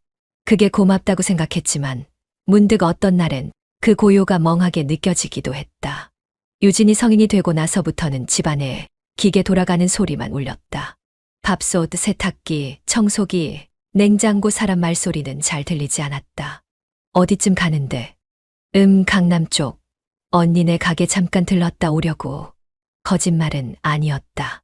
언니네 가게는 강남에 있었고 내가 그날 그곳 근처에서 시간을 보내려던 것도 맞았다. 다만 누구를 만나려는 건 굳이 말할 필요가 없다고 생각했다. 아니, 말하고 싶지 않았다. 민재는 눈을 마주치지도 않은 채 고개만 끄덕였고 나는 현관문을 열며 뒤돌아보지 않았다. 도어락이 잠기기 전 아주 작은 숨소리가 들린 것 같았지만 다시 닫힌 문 앞에서 나는 손등 위를 쓸어내렸다. 반지가 없어진 자리, 이상하게도 살갗이 더 매끄러워져 있었다. 허전했다. 그런데 그 허전함이 점점 익숙해지고 있다는 게 더 무서웠다. 아무 갈등도 없고 다정한 남편이 있는 집에서 나는 점점 빈틈을 찾고 있었다. 그건 어떤 설명도 달지 못할 이상한 갈망이었다. 가로수 그늘이 길게 들이운 거리였다. 오랜만에 혼자 나온 외출이었지만 어딘가 서툴렀다. 카페 입구에서 망설이고 있었을 때 누군가가 먼저 내 이름을 불렀다. 지연 씨 맞죠? 고개를 돌리는 순간 선글라스를 내린 얼굴. 도훈이었다. 한때 단체 미팅에서 한두 번 얼굴을 마주친 기억. 그보다도 예전에 내가 다녔던 문화센터의 인기 강사였던 남자. 그 사람의 이목구비는 시간보다 선명하게 다가왔다. 아, 도훈 씨. 진짜 오랜만이에요. 그래요. 지연 씨도 많이 달라졌네요. 분위기가 좀 다르다고 해야 하나. 그가 웃으며 턱을 기울였다. 그런 농담 같은 말에 웃는 건 오랜만이었다. 우리는 근처 조용한 커피숍 창가에 앉았다. 커피 한 모금이 목을 타고 넘어가는 동안 나는 그의 말투 하나하나에 묘하게 마음이 느슨해지는 걸 느꼈다. 요즘은 어때요? 여전히 살림만 하면서 지내요. 그게 딱히 달라진 건 없어요. 아이는 크고 남편은 바쁘고 저도 그냥 밥하고 빨래하고 뭐 그런 일상 속에 묻혀 있죠. 지금 그 말, 지연 씨 눈동자에서 지루함이 튀어나오는데요. 나는 머쓱하게 웃었고 그 웃음은 동시에 약간의 경계심을 씻어냈다. 사람은요, 자신을 바라보는 눈이 없으면요, 유리창에 비친 자기도 못 알아봐요. 그의 말은 놀랍도록 정확했다. 나는 대답하지 못했다. 그 순간 고개만 끄덕였을 뿐. 남편 말고 지연 씨를 보는 사람 필요하지 않아요? 순간 내 손등 위에 빈 반지 자국이 다시 떠올랐다. 그 말은 달콤하지 않았다. 다만 너무 정확해서 아팠다. 도훈은 더 묻지 않았고 나도 더 설명하지 않았다. 그런데 이상하게 자리에서 일어설 때 발끝이 이상하게 가벼웠다. 내가 웃고 있었기 때문이다. 그게 참 오래된 감정 같았다. 그날은 평일 오후였다. 햇살은 맑았고 창밖으로 봄바람이 흔들리던 테라스엔 사람이 없었다. 도훈은 와인을 시켰고 나는 원래 마시지 않던 술을 3잔 넘겼다. 미지근해진 와인 잔을 손으로 굴리며 웃고 있었는데 그 웃음이 멈춘 건 도훈의 눈빛 때문이었다. 지연아, 웃는 얼굴에 그늘이 젖어 보여. 나는 그게 오래전부터 이상했어. 그런 말 하면 술 더 마셔야 돼요. 그럼 마시자. 기분 따라가는 게 제일 좋은 거니까. 오후 3시 우리는 카페 옆 골목의 모텔로 들어갔다. 처음엔 커피라도 더 마시자고 했던 말이었지만 굳이 커피를 마셔야 할 이유가 없어졌다는 걸 나도 그도 알고 있었다. 방문이 닫히자 도훈은 나를 보며 수건을 건넸다. 샤워할래? 아니면 그냥 누워도 돼. 나는 그 말에 대답하지 않고 욕실 문 앞에 섰다. 욕조에 물을 받지도 않고 그냥 물을 틀었다. 손끝에 떨어지는 물이 시끄럽게 들렸다. 뺨을 적시고 나올 즈음 수건 하나만 몸에 감은 채 거울 앞에 섰다. 그때 처음 나도 내가 얼마나 많이 무너져 있었는지 알았다. 침대 위에 앉아있던 도훈은 눈을 피하지 않았다. 그가 내게 다가와 수건 끝을 가볍게 잡았다. 민재랑은 안 했잖아, 요즘. 그치. 나는 대답하지 않았다. 숨이 들썩였고 어깨는 천천히 떨렸다. 그런 나를 도훈이 끌어안았다. 침대 옆 스탠드가 쓰러졌고 얇은 이불 위로 눕는 순간 내 안에 남아있던 마지막 선이라는 감각이 지워졌다. 괜찮아. 지금 내가 나한테 오고 있다는 거 그게 다야. 하지 마요. 이런 말 더 위험해져. 근데 지연아, 넌 지금 너무 살아있어 보여. 나는 그게 좋아. 손이 먼저 움직였고 키스가 이어졌다. 그 입맞춤은 불안했고 동시에 너무 정확했다. 한 번도 민재에게서 느껴본 적 없는 감각이었다. 목덜미에 남은 입김, 흘러내린 셔츠 소매, 맨살에 닿은 손끝 하나하나가 내 아내라는 이름을 천천히 지우고 있었다. 나는 아무 말도 하지 않았지만 거부하지도 않았다. 도훈의 몸 아래에서 나는 지연이라는 이름으로 처음 날고 있었다. 숨이 거칠게 오르고 땀에 젖은 이마가 맞닿는 순간 내 안에 쌓여있던 모든 일상과 도덕이 무너져 내렸다. 지금 후회해도 난 받아줄 거야. 후회 안 해요. 지금은 안 해요. 내 목소리는 떨렸고 그 떨림은 그대로 그에게 닿았다. 침대는 작았고 방 안은 어두웠고 세상은 우리밖에 없는 것 같았다. 그날 이후 난 그 방으로 몇 번 더 갔다. 그리고 아무 일도 없었다는 듯 집으로 돌아왔다. 민재는 늘 그랬듯 나를 안기고 아이는 각자의 방으로 들어갔다. 그리고 나는 다시 남의 셔츠를 입고 잠들었다. 아침이었다. 눈은 떠졌지만 몸은 움직이지 않았다. 커튼 틈으로 들어온 빛이 방 안을 얇게 갈랐고 시트는 어젯밤보다 더 어지러워져 있었다. 내 손끝엔 아직 남의 체온이 묻어있는 듯했고 베개 자락을 움켜쥔 손엔 이유 없이 힘이 들어갔다. 민재는 이미 나가 있었다. 거실엔 텔레비전 소리가 켜져 있었고 싱크대엔 한 잔 마시다만 커피잔이 놓여 있었다. 그는 아무것도 묻지 않았다. 밤새 어디 있었냐는 말도, 전화 몇 번 했다는 짜증도, 문 늦게 열고 들어온 걸 들었다는 말도 단 하나도 없었다. 나는 오히려 그게 다행이라고 생각했다. 그래, 묻지 않아서 다행이라고. 하지만 그 다행이 가슴 한가운데서 묘하게 비틀리고 있었다. 민재가 방 안에 들어왔을 땐 나는 이미 눈을 감고 누워 있었다. 그도 말 없이 옷을 갈아입고 소파에 누웠다. 그날 밤 나는 그의 얼굴을 보지 못했다. 다음 날 아침 딸은 부스스하게 눈을 비비며 주방으로 들어왔다. 나는 토스트를 굽고 있었고 그녀는 내 뒤에서 멈췄다. 엄마 화장 진해졌네. 요즘 왜 이렇게 예뻐졌어? 그 말에 손이 멈췄다. 토스트 한쪽이 타들어가며 담배 냄새 같은 향을 풍겼고 나는 아무 말 없이 뒤돌아섰다. 어디 나갔다 왔어? 향수도 달라졌는데. 딸은 정말 몰라서 묻는 말투였지만 그게 더 아팠다. 나는 웃는 척하면서 말했다. 그냥 기분 전환 좀 했어. 기분 전환치곤 되게 무겁네. 엄마 얼굴. 딸은 웃고 있었지만 나는 웃지 못했다. 방에 들어와 문을 닫았다. 그리고 조용히 침대에 엎드렸다. 말하지 못한 말들이 목구멍에 맺혀 있었고 목덜미가 화끈거렸다. 나는 내 팔을 베개 아래에 밀어 넣으며 속삭이듯 혼잣말을 했다. 미안해, 근데 좋았어. 그 말은 너무 작게 흘러나와 나조차 듣기 힘들었다. 하지만 그 말의 끝은 분명히 죄책감이 아니라 쾌감이었다. 나는 내 감정이 더럽다는 걸 알고 있었지만 그걸 멈추고 싶지 않았다. 이제야 조금 살아있는 느낌이었다. 도훈의 욕실은 은은한 오렌지 향이 났고 샴푸는 민재와 달리 달콤한 향을 남겼다. 샤워기에서 떨어지는 물줄기는 여전히 따뜻했고 타일에 맺힌 김이 지연의 허벅지를 타고 천천히 식어갔다. 수건을 한 손에 쥔 채 그녀는 욕실 문을 반쯤 열고 도훈을 불렀다. 셔츠 하나만 빌릴 수 있을까? 그는 웃으며 말했다. 옷장 두 번째 칸, 마음에 드는 거 골라. 지연은 욕실에서 나와 천천히 옷장을 열었다. 무채색 셔츠들 사이에서 검은색 셔츠 하나를 꺼냈고 마른 몸에 걸치듯 입었다. 단추는 하나도 잠그지 않은 채 아래 속옷만 간신히 가린 채로 부엌으로 나왔다. 거울을 지나칠 때마다 비친 자신은 낯설지 않았고 이상하리만큼 자연스러웠다. 어울린다. 그거 내 제일 좋아하는 셔츠인데. 도훈은 커피를 내리며 말했다. 지연은 주방 의자에 앉아 다리를 꼬고 긴 머리를 한쪽으로 넘겼다. 이 셔츠 몸에 닿는 감촉이 민재랑 달라. 이상하게 더 편하네. 당연하지. 난 널 보면서 고른 옷이니까. 그의 농담에 지연은 가볍게 웃었다. 머그잔을 받아든 그녀는 따뜻한 커피를 한 모금 마시고는 부드럽게 말하기 시작했다. 처음엔 그날 밤으로 끝나겠지 싶었어. 그냥 한 번쯤 미쳐보자는 마음이었거든.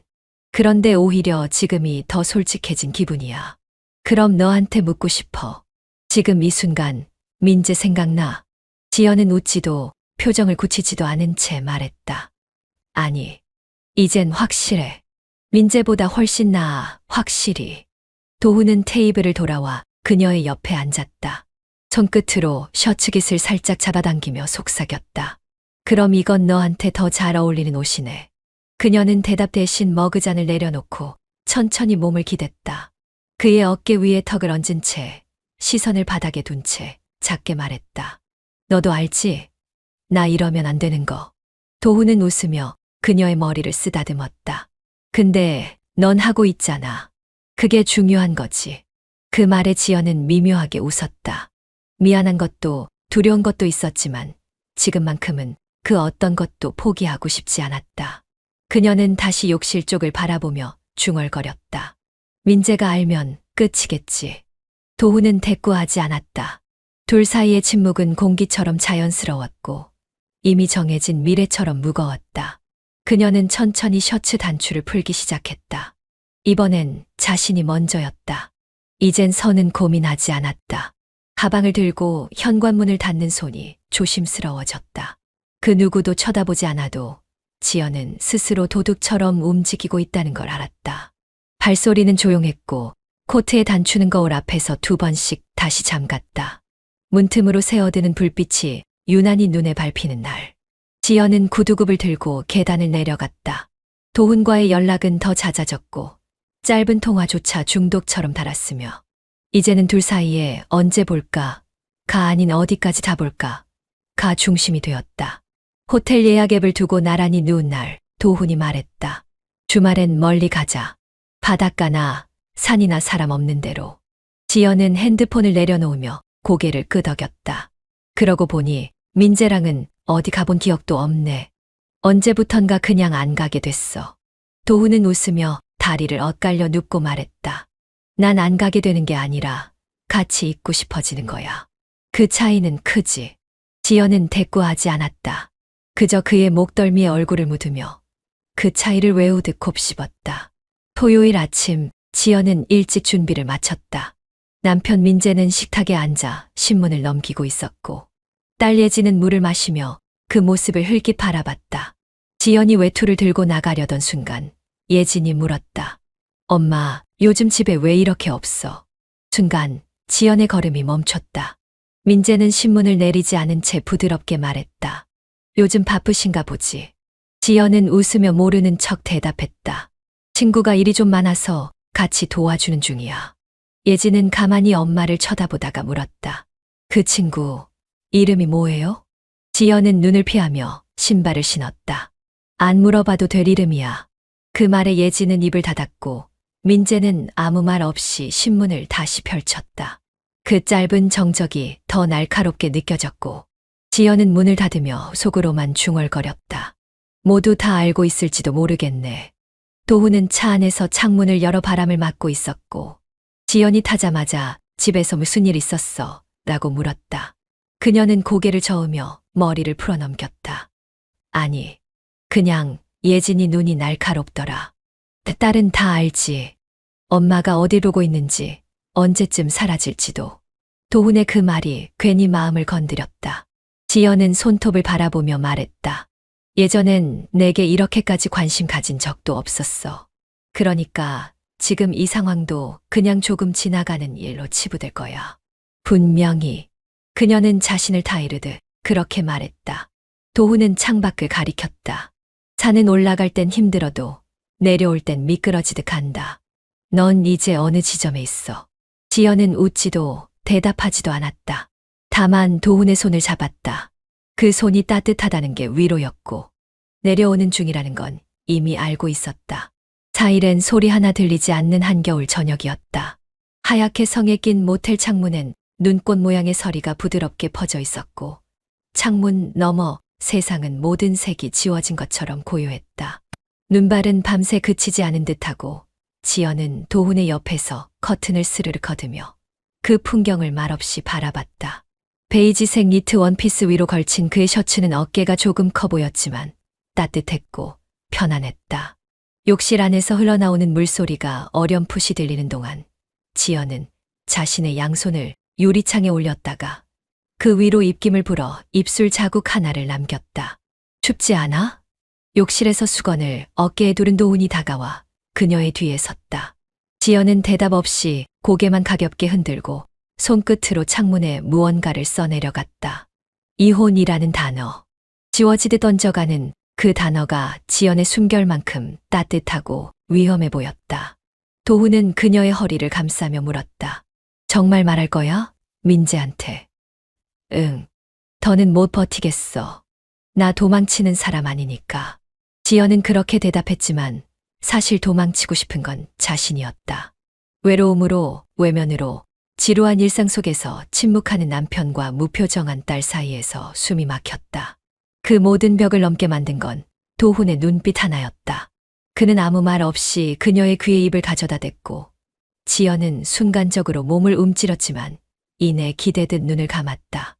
도훈은 침대 위에 놓아둔 하얀 와이셔츠 하나를 지연에게 걸쳐주며 말했다. 이젠 나한테 와. 여기선 너 하나만 보면 돼. 그 말은 문장 이상이었다. 하룻밤을 위한 유혹이 아니었고 평범한 외도도 아니었다. 지연의 표정엔 더 이상 망설임이 없었고 걸어온 길의 흔적쯤은 이제 중요하지 않았다. 그녀는 그의 팔에 몸을 밀착시키며 천천히 침대 쪽으로 걸었다. 방 안 조명은 흐릿하게 깜빡였고 창문 바깥 눈발은 점점 더 거세졌다. 민재랑 언제부터 안 한 거야? 그 질문에 지연은 고개를 돌려 도우를 바라보았다. 뺨을 타고 흐르는 머리카락을 정리하듯 손을 뻗으며 천천히 말했다. 정확히는 기억 안 나. 그냥 아예 없었던 것 같아. 침대에 나란히 누워도 서로 건드리지 않았거든. 그럼 이제 더 이상 멈출 이유 없이.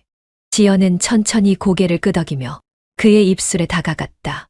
처음엔 살짝, 그러다 깊게. 입김은 점점 거쳐졌고 입맞춤 사이로 섞인 숨소리는 점점 뜨거워졌다. 셔츠 단추는 하나씩 풀렸고 목덜미를 타고 흐르는 그의 손길에 몸이 점점 녹아내렸다. 침대 위에 눕는 순간 지연은 스스로를 붙잡던 마지막 줄을 끊었다. 민재의 이름도 딸의 얼굴도 가족이라는 무게도 아무것도 생각나지 않았다. 도훈의 목덜미에 얼굴을 묻으며 그녀는 속삭였다. 미안해 근데 행복해. 도훈은 대답 대신 그녀의 어깨를 깊이 끌어안았고 그 안에서 지연은 처음으로 웃었다. 몸을 감싼 시트는 따뜻했고 허리를 지나 등까지 이어지는 손길은 물처럼 흘러내렸다. 의심도 죄책감도 없었고 눈물이 날 만큼 행복했던 그 감은 모든 걸 무너뜨린 정확한 순간이기도 했다. 불이 꺼진 방 안, 창문엔 다시 입김이 번졌고 그 위에 남겨진 이혼이라는 글자는 이젠 누구도 지우지 못할 약속처럼 남아 있었다. 그날 밤 지연은 완전히 그리고 확실히 선을 넘었다. 밤이 다 가도록 눈을 감지 못했다. 지연은 베개 싯을 끌어안은 채로 침대 끝에 걸터 앉아 있었다. 도훈의 손길이 지나갔던 어깨는 여전히 얼얼했으며 욕망이란 이름으로 밀어붙였던 선택이 이제는 문턱처럼 서 있었다. 민재의 얼굴을 떠올리면 마음이 저리긴 했지만 더는 이 삶을 이어가고 싶지 않았다. 무엇보다도 민재는 묻지 않을 거란 확신이 있었다. 지금껏 그래왔던 것처럼. 다음 날 오전 아이가 학교에 나간 시간을 기다렸다. 그리고 아무렇지 않은 얼굴로 식탁을 마주했다. 민재는 따뜻한 국을 숟가락으로 저으며 말했다. 오늘 날씨가 좀 흐리네. 감기 조심하라고 하더라. 지연은 밥을 푼 채 멈췄다. 나 오늘 혼인관계 증명서 떼러 구청에 다녀올게. 민재는 숟가락을 내려놨고 잠시 숨을 멈춘 듯 보였다. 하지만 곧 조용히 고개를 끄덕였다. 그래. 이유는 묻지 않을게. 고마워. 나는 그냥 내가 아프지 않길 바랄 뿐이야. 그 말이 더 아팠다. 민재는 언제나 그랬다. 다 알면서도 묻지 않았고 지연의 결정을 비난하지도 않았다. 그 조용한 수긍이 오히려 더 큰 죄처럼 가슴에 박혔다. 그날 밤 식탁에는 오랜만에 딸까지 셋이 모였다. 말없이 숟가락을 들던 딸이 그날따라 눈빛이 날카로웠다. 지연이 밥상머리에 이혼할 거야 라고 꺼내자 딸은 말없이 일어섰고 들고 있던 물컵을 3개 내려놓았다. 엄마 그럴 거면 왜 날 낳았어? 하늘이 무너져도 가족이라며 왜 그런 말 해놓고 결국엔 혼자만 살겠단 거야. 아니야. 그게 아니라 엄마 변명하지 마. 진짜 짜증나니까 그냥 나가줘. 지연은 말없이 고개를 숙였다. 민재는 아무 말도 하지 못한 채 가만히 앉아 있었고 식탁 위 국그릇에서 김이 천천히 사라지고 있었다. 문서에 찍힌 지연의 서명은 깔끔했고 그 한 장의 종이는 가족이라는 이름을 조용히 찢어냈다. 지연이 떠난 지 3해가 지났다. 정확히는 그날 식탁 위에 떨어진 딸의 밥그릇이 2 조각으로 갈라진 후부터였다.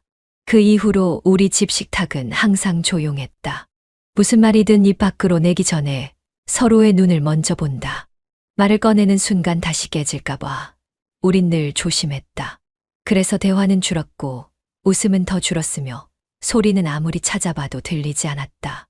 나와 딸 단둘이서 살아가는 삶은 참으로 조용했으며 무너질 것도 남지 않은 채 그저 숨만 쉬는 듯했다.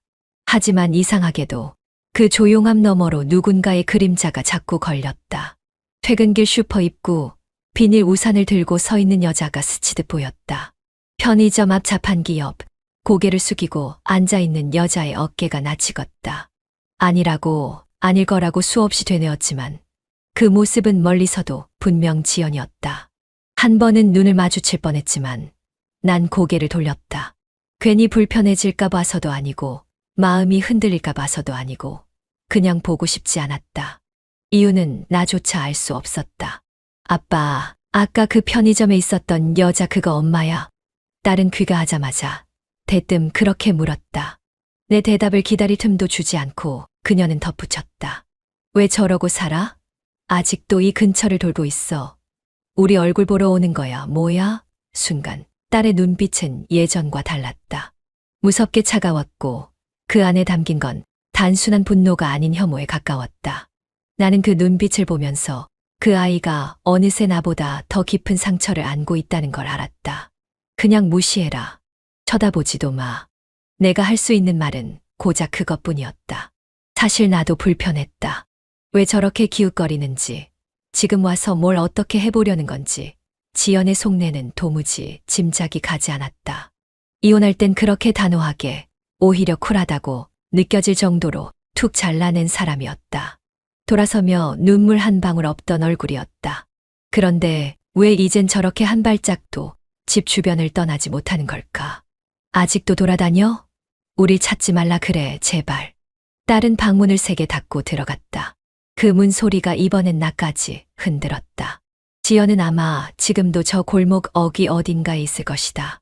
비를 피하는 척, 버스를 기다리는 척, 우연을 가장한 수많은 자리를 기웃대고 있을 것이다. 하지만 우리에게 더는 우연도 의도도 통하지 않는다. 그리고 난 그 사실이 조금 씁쓸했다. 병원 대기실은 늘 그렇듯 무표정한 사람들로 가득했다. 형광등 아래서 모두가 조금씩 흐려지고 있었고 나 역시 그 무채색 풍경의 일부처럼 앉아 있었다. 건강검진이라는 건 늘 그렇다. 별일 없을 거라는 막연한 기대와 혹시나 모를 불길함이 동시에 뒤섞인다. 대기표를 들고 앉아 있는 그 순간 나는 누군가의 발자국 소리에 고개를 들었다. 그리고 그 순간 그녀와 눈이 마주쳤다. 지연이었다. 그녀는 예전보다 눈에 띄게 말라 있었고 짙은 다크서클과 생기 없는 얼굴은 나를 일으켜 세울 정도로 낯설면서도 낯익었다. 그런데 그녀의 오른손엔 목발이 들려 있었고 왼다리는 완전히 딛지 못한 채 조심스럽게 바닥을 더듬고 있었다. 나는 어떤 말도 떠오르지 않은 채 그저 자리에서 일어났다. 그녀 역시 몇 초간 나를 멍하니 바라보다가 고개를 돌리려다 멈췄다. 너 여기 왜? 내 목소리는 이상하게 자꾸 거칠었다. 마른 침을 삼킨 듯 입안이 말라 있었다. 지연은 입술을 눌렀다가 떼며 대답했다. 건강검진 좀 받아보려고. 요즘 자꾸 숨이 차서. 그 말에 나는 처음으로 그녀를 천천히 훑어봤다. 걷는 것조차 힘겨운 몸, 축 처진 어깨, 들죽이는 숨결. 그러다 다시 한쪽 다리를 살피게 됐다. 휠체어 없이 목발에 의지의 병원에 혼자 왔다는 사실이 괜히 나를 찌르는 듯했다. 그 다리는 왜 그래? 그녀는 작게 웃었다. 무너진 얼굴 위에 애써 꾸민 표정 하나가 얹혔다. 그때 일하던 데서 넘어진 거야. 물류센터였거든. 무거운 박스가 쏟아졌는데 내가 피하지 못했어. 지연의 목소리는 말을 잇는 게 버거운 사람처럼 점점 작아졌다. 목이 메인 건 아닌데 무언가 눌러담은 듯한 그 어투에 나도 입을 꾹 다물 수밖에 없었다. 많이 다쳤어. 인대가 찢어졌고 나사 박았어. 아직도 치료 중이야. 계속 다니는 중이었어. 그 말에 나는 다시금 그녀의 얼굴을 바라봤다. 문득 치료 중이라는 단어가 가슴 한가운데로 박혔다. 그녀는 잘 살아가고 있지 않았다는 사실, 적어도 몸만큼은 그렇지 않았다는 사실이 머릿속을 무겁게 만들었다. 지연은 고개를 숙인 채 말했다. 미안해. 마주칠 줄 몰랐어. 아니, 사실 언젠간 볼 것 같긴 했는데 막상 이러니까 너무... 그래. 그만 가봐.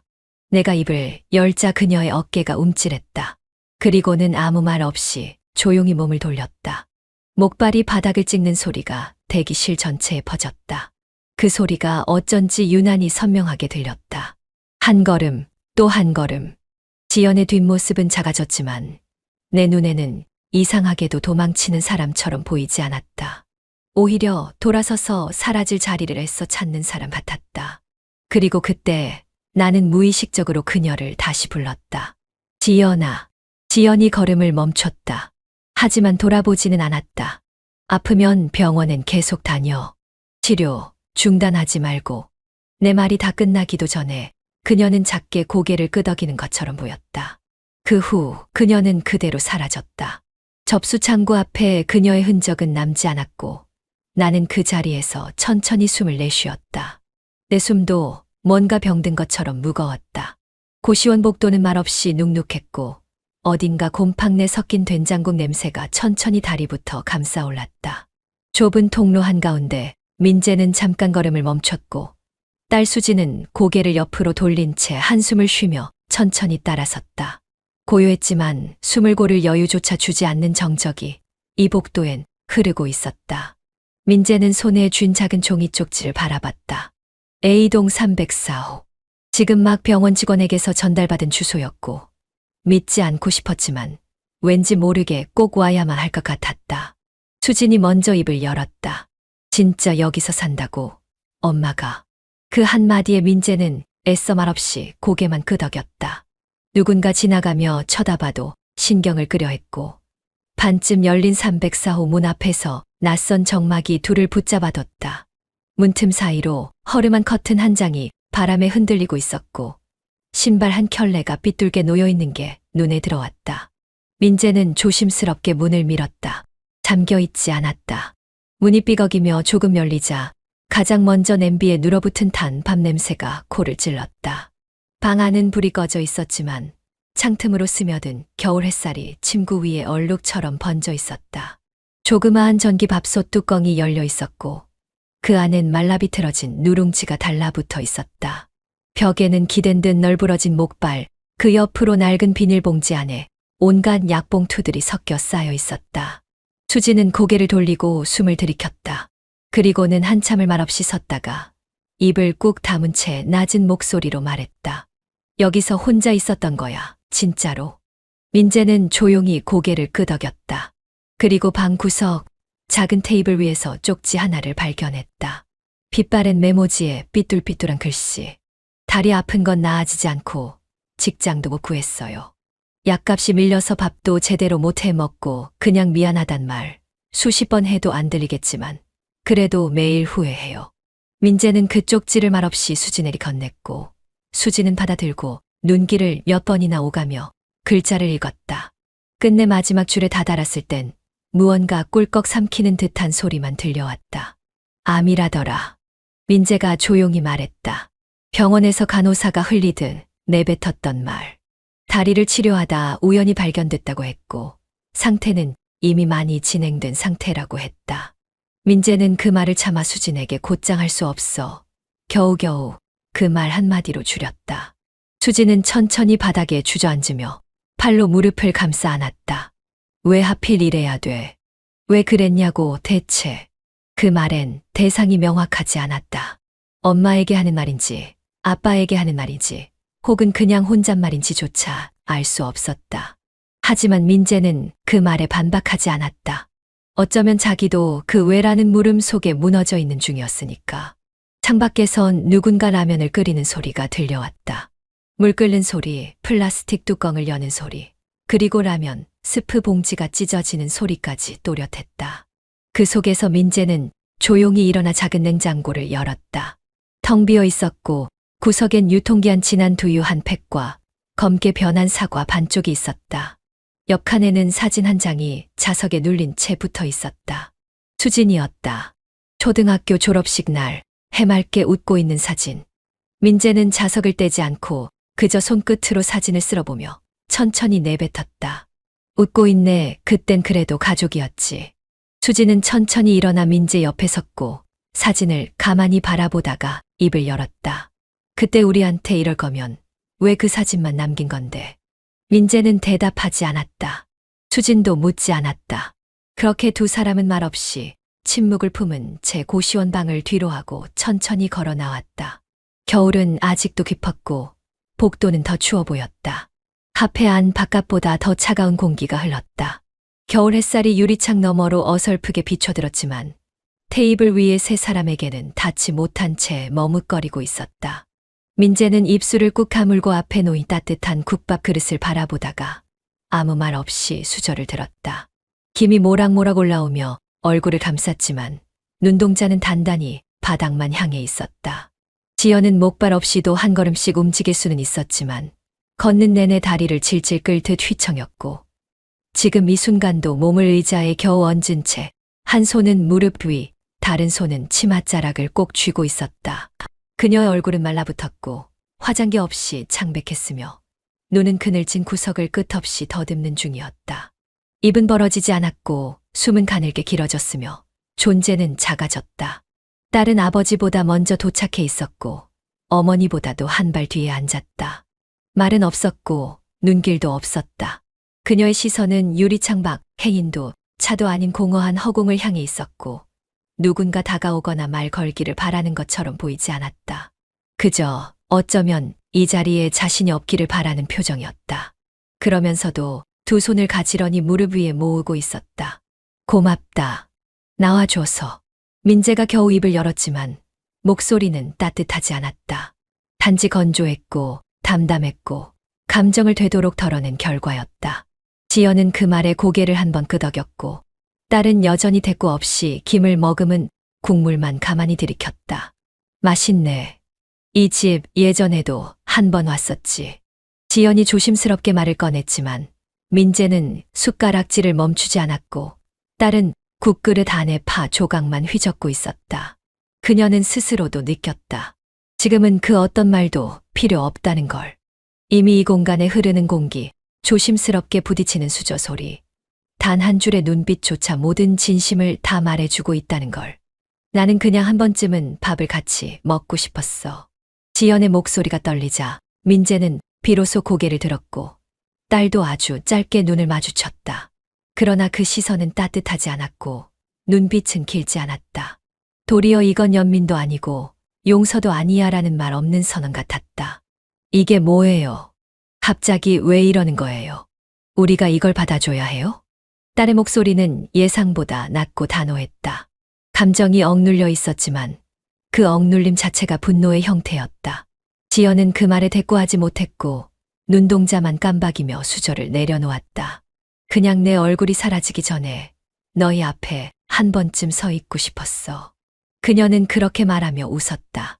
그러나 그 웃음은 입꼬리만 움직였을 뿐 눈가는 젖었고 입술은 새파랗게 질려 있었다. 민재는 그런 지연을 가만히 보았다. 세월이 만든 주름, 병이 만든 그림자, 후회가 만든 어깨의 기울기. 그 모든 것이 눈앞에 있었지만 그가 꺼낸 말은 다르게 흘렀다. 다 먹고 나면 바로 가. 어디 살고 있는지는 묻지 않을게.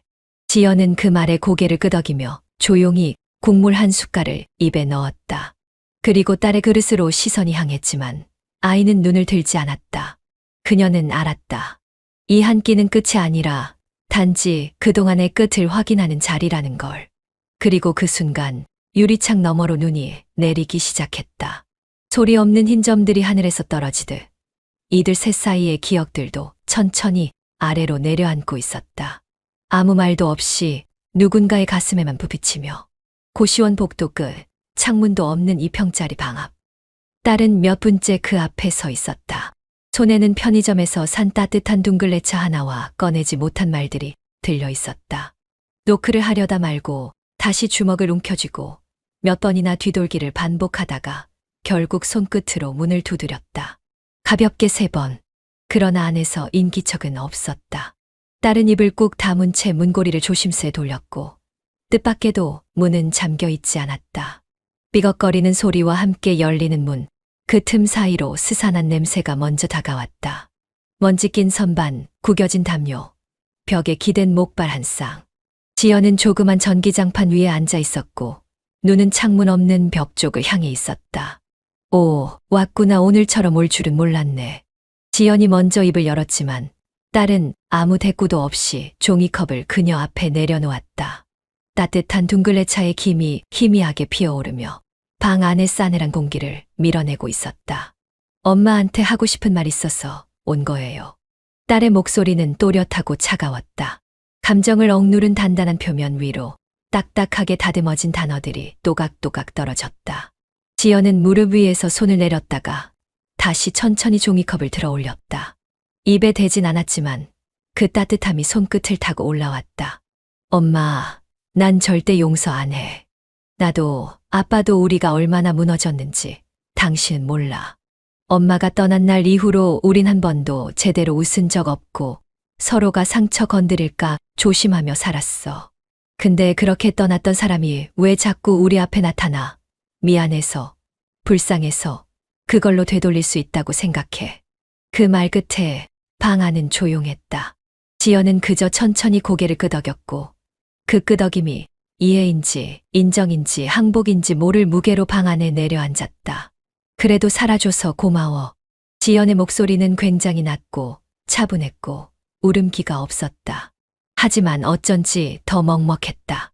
딸은 그 말을 듣는 순간 방바닥에 비친 엄마의 그림자를 피해 시선을 돌렸다. 눈물이 떨어질까봐 고개를 숙이지도 못하고 들지도 못한 채 입술만 깨물었다. 이 말 하러 온 거예요. 그러니까 다시는 우리 앞에 기대하지 마요. 엄마가 원했던 가족은 이제 없으니까. 그건 엄마가 버렸던 거니까요. 그녀는 그렇게 말하고는 방을 나섰다. 지연은 아무 말도 붙잡지 않았고 문도 닫지 않았다. 복도로 나간 딸의 발소리는 빠르게 멀어졌지만 복도 끝에서 돌아가는 몸짓은 멈칫했다. 고개를 휙 돌려 다시 안을 보지는 않았지만 눈끝은 벌써 젖어 있었다. 방 안에는 아직도 둥글레 차의 온기가 남아 있었고 지연은 그 컵을 품에 안듯 끌어안았다. 말라버린 약봉지 하나가 바닥에 굴러다녔고 전등은 여전히 희미한 빛만 깜빡이고 있었다. 그 어떤 위로도 설득도 기대도 없는 방.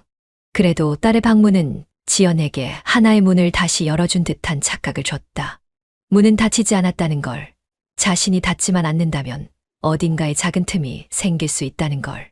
그 착각이 희망이 되길, 아니 그 착각이라도 오래 머물길. 지연은 오늘만큼은 그렇게 믿고 싶었다. 병원 복도는 늘 그렇듯 말수가 적었다. 간호사들의 구두 소리, 환자의 신음, 텔레비전에서 흘러나오는 자막 없는 영상들. 모두가 자신만의 시간을 견디는 듯한 고요함이었고 그 한가운데 민재는 혼자 앉아 있었다. 창문이 없는 복도 끝, 커피 자판기, 옆에 회색 플라스틱, 의자 2칸. 왼쪽은 비어 있었고 오른쪽에 그는 두 손을 무릎 위에 포개 앉아 있었다. 지연은 병실 안, 항암 치료로 점점 가늘어진 팔과 창백해진 입술을 끌어안은 채 누워 있었다. 며칠 전부터 머리카락은 많이 빠졌고 손등엔 바늘 자국이 줄을 서 있었다.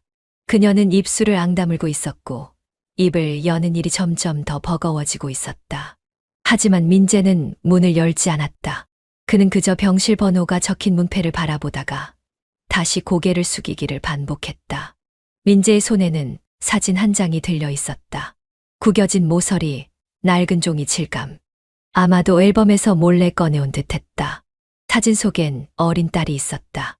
초등학교 저학년 즈음의 아이, 놀이터에서 목마를 타고 활짝 웃고 있었고 그 뒤로 지연이 있었다.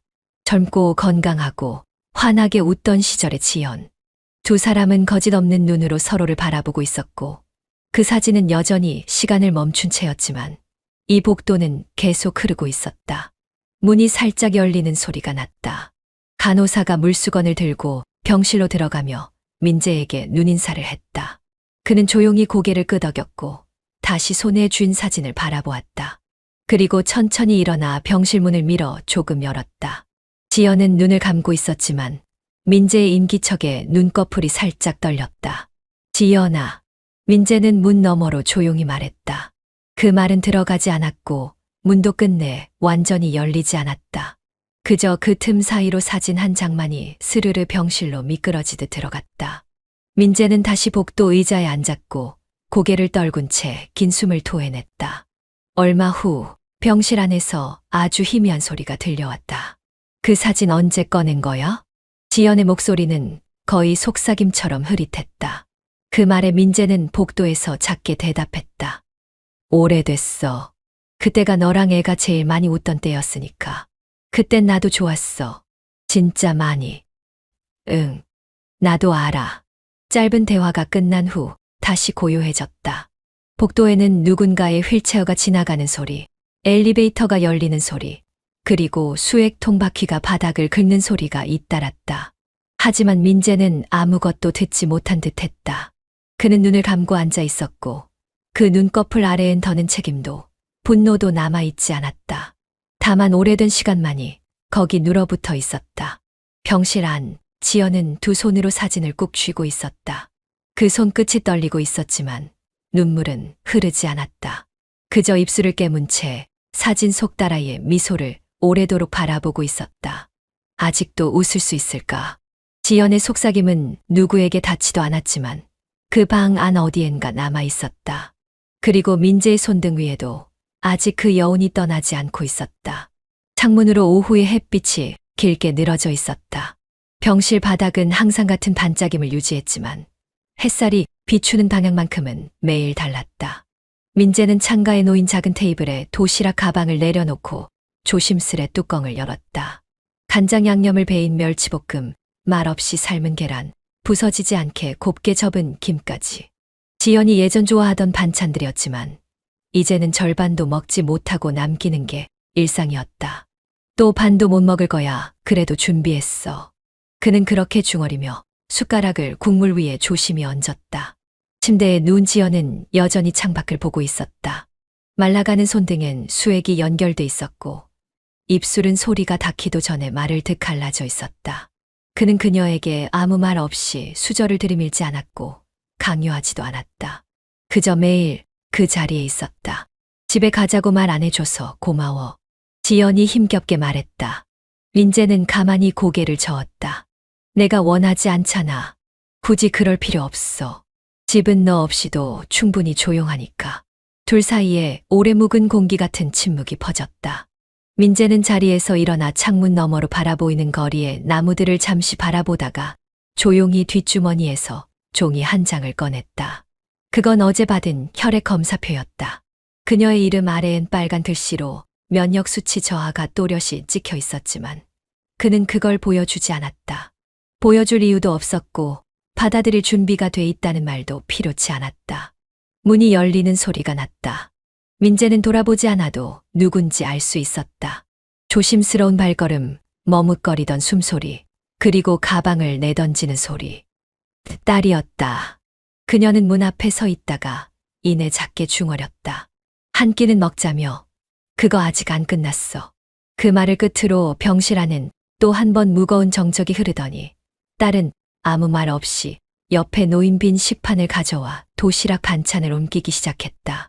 민재는 말없이 그녀의 손을 바라보았고 지연은 눈을 감은 채 미소인지 고통인지 모를 표정을 지었다. 지우야. 지연이 겨우 불렀고 딸은 젓가락을 멈췄다. 밥 먹는 중이야. 그래도 내 이름은 부르고 싶었어. 딸은 대답하지 않았고 다시 식사를 시작했다. 수저 소리가 이어졌고 민재는 그 조용한 소리가 오래오래 들렸으면 좋겠다고 생각했다. 싸늘했던 공기는 조금씩 사람의 온도를 되찾아갔고 문은 닫히지 않았다. 지연은 이제 거의 말을 하지 않았다. 말보다 표정이 먼저 힘들었고 몸보다 마음이 먼저 무너진 듯했다.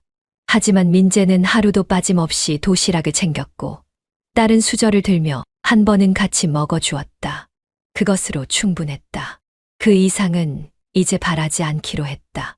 민재는 병실 창가에 기대 앉아 무겁게 고개를 떨궜다. 창밖으론 노을이 들이치고 있었고 형광등보다 더 따뜻한 색이 방 안에 물들기 시작했다. 민재는 마지막으로 혼잣말처럼 중얼였다. 용서는 하지 않았다. 하지만 외면도 끝냈다. 우리 삶엔 그런 사람도 있었다. 그 말은 어느 누구에게 닿을 필요가 없었다. 스스로에게 말하듯 그리고 오래 남은 여운처럼 조용히 그렇게 끝을 맺었다.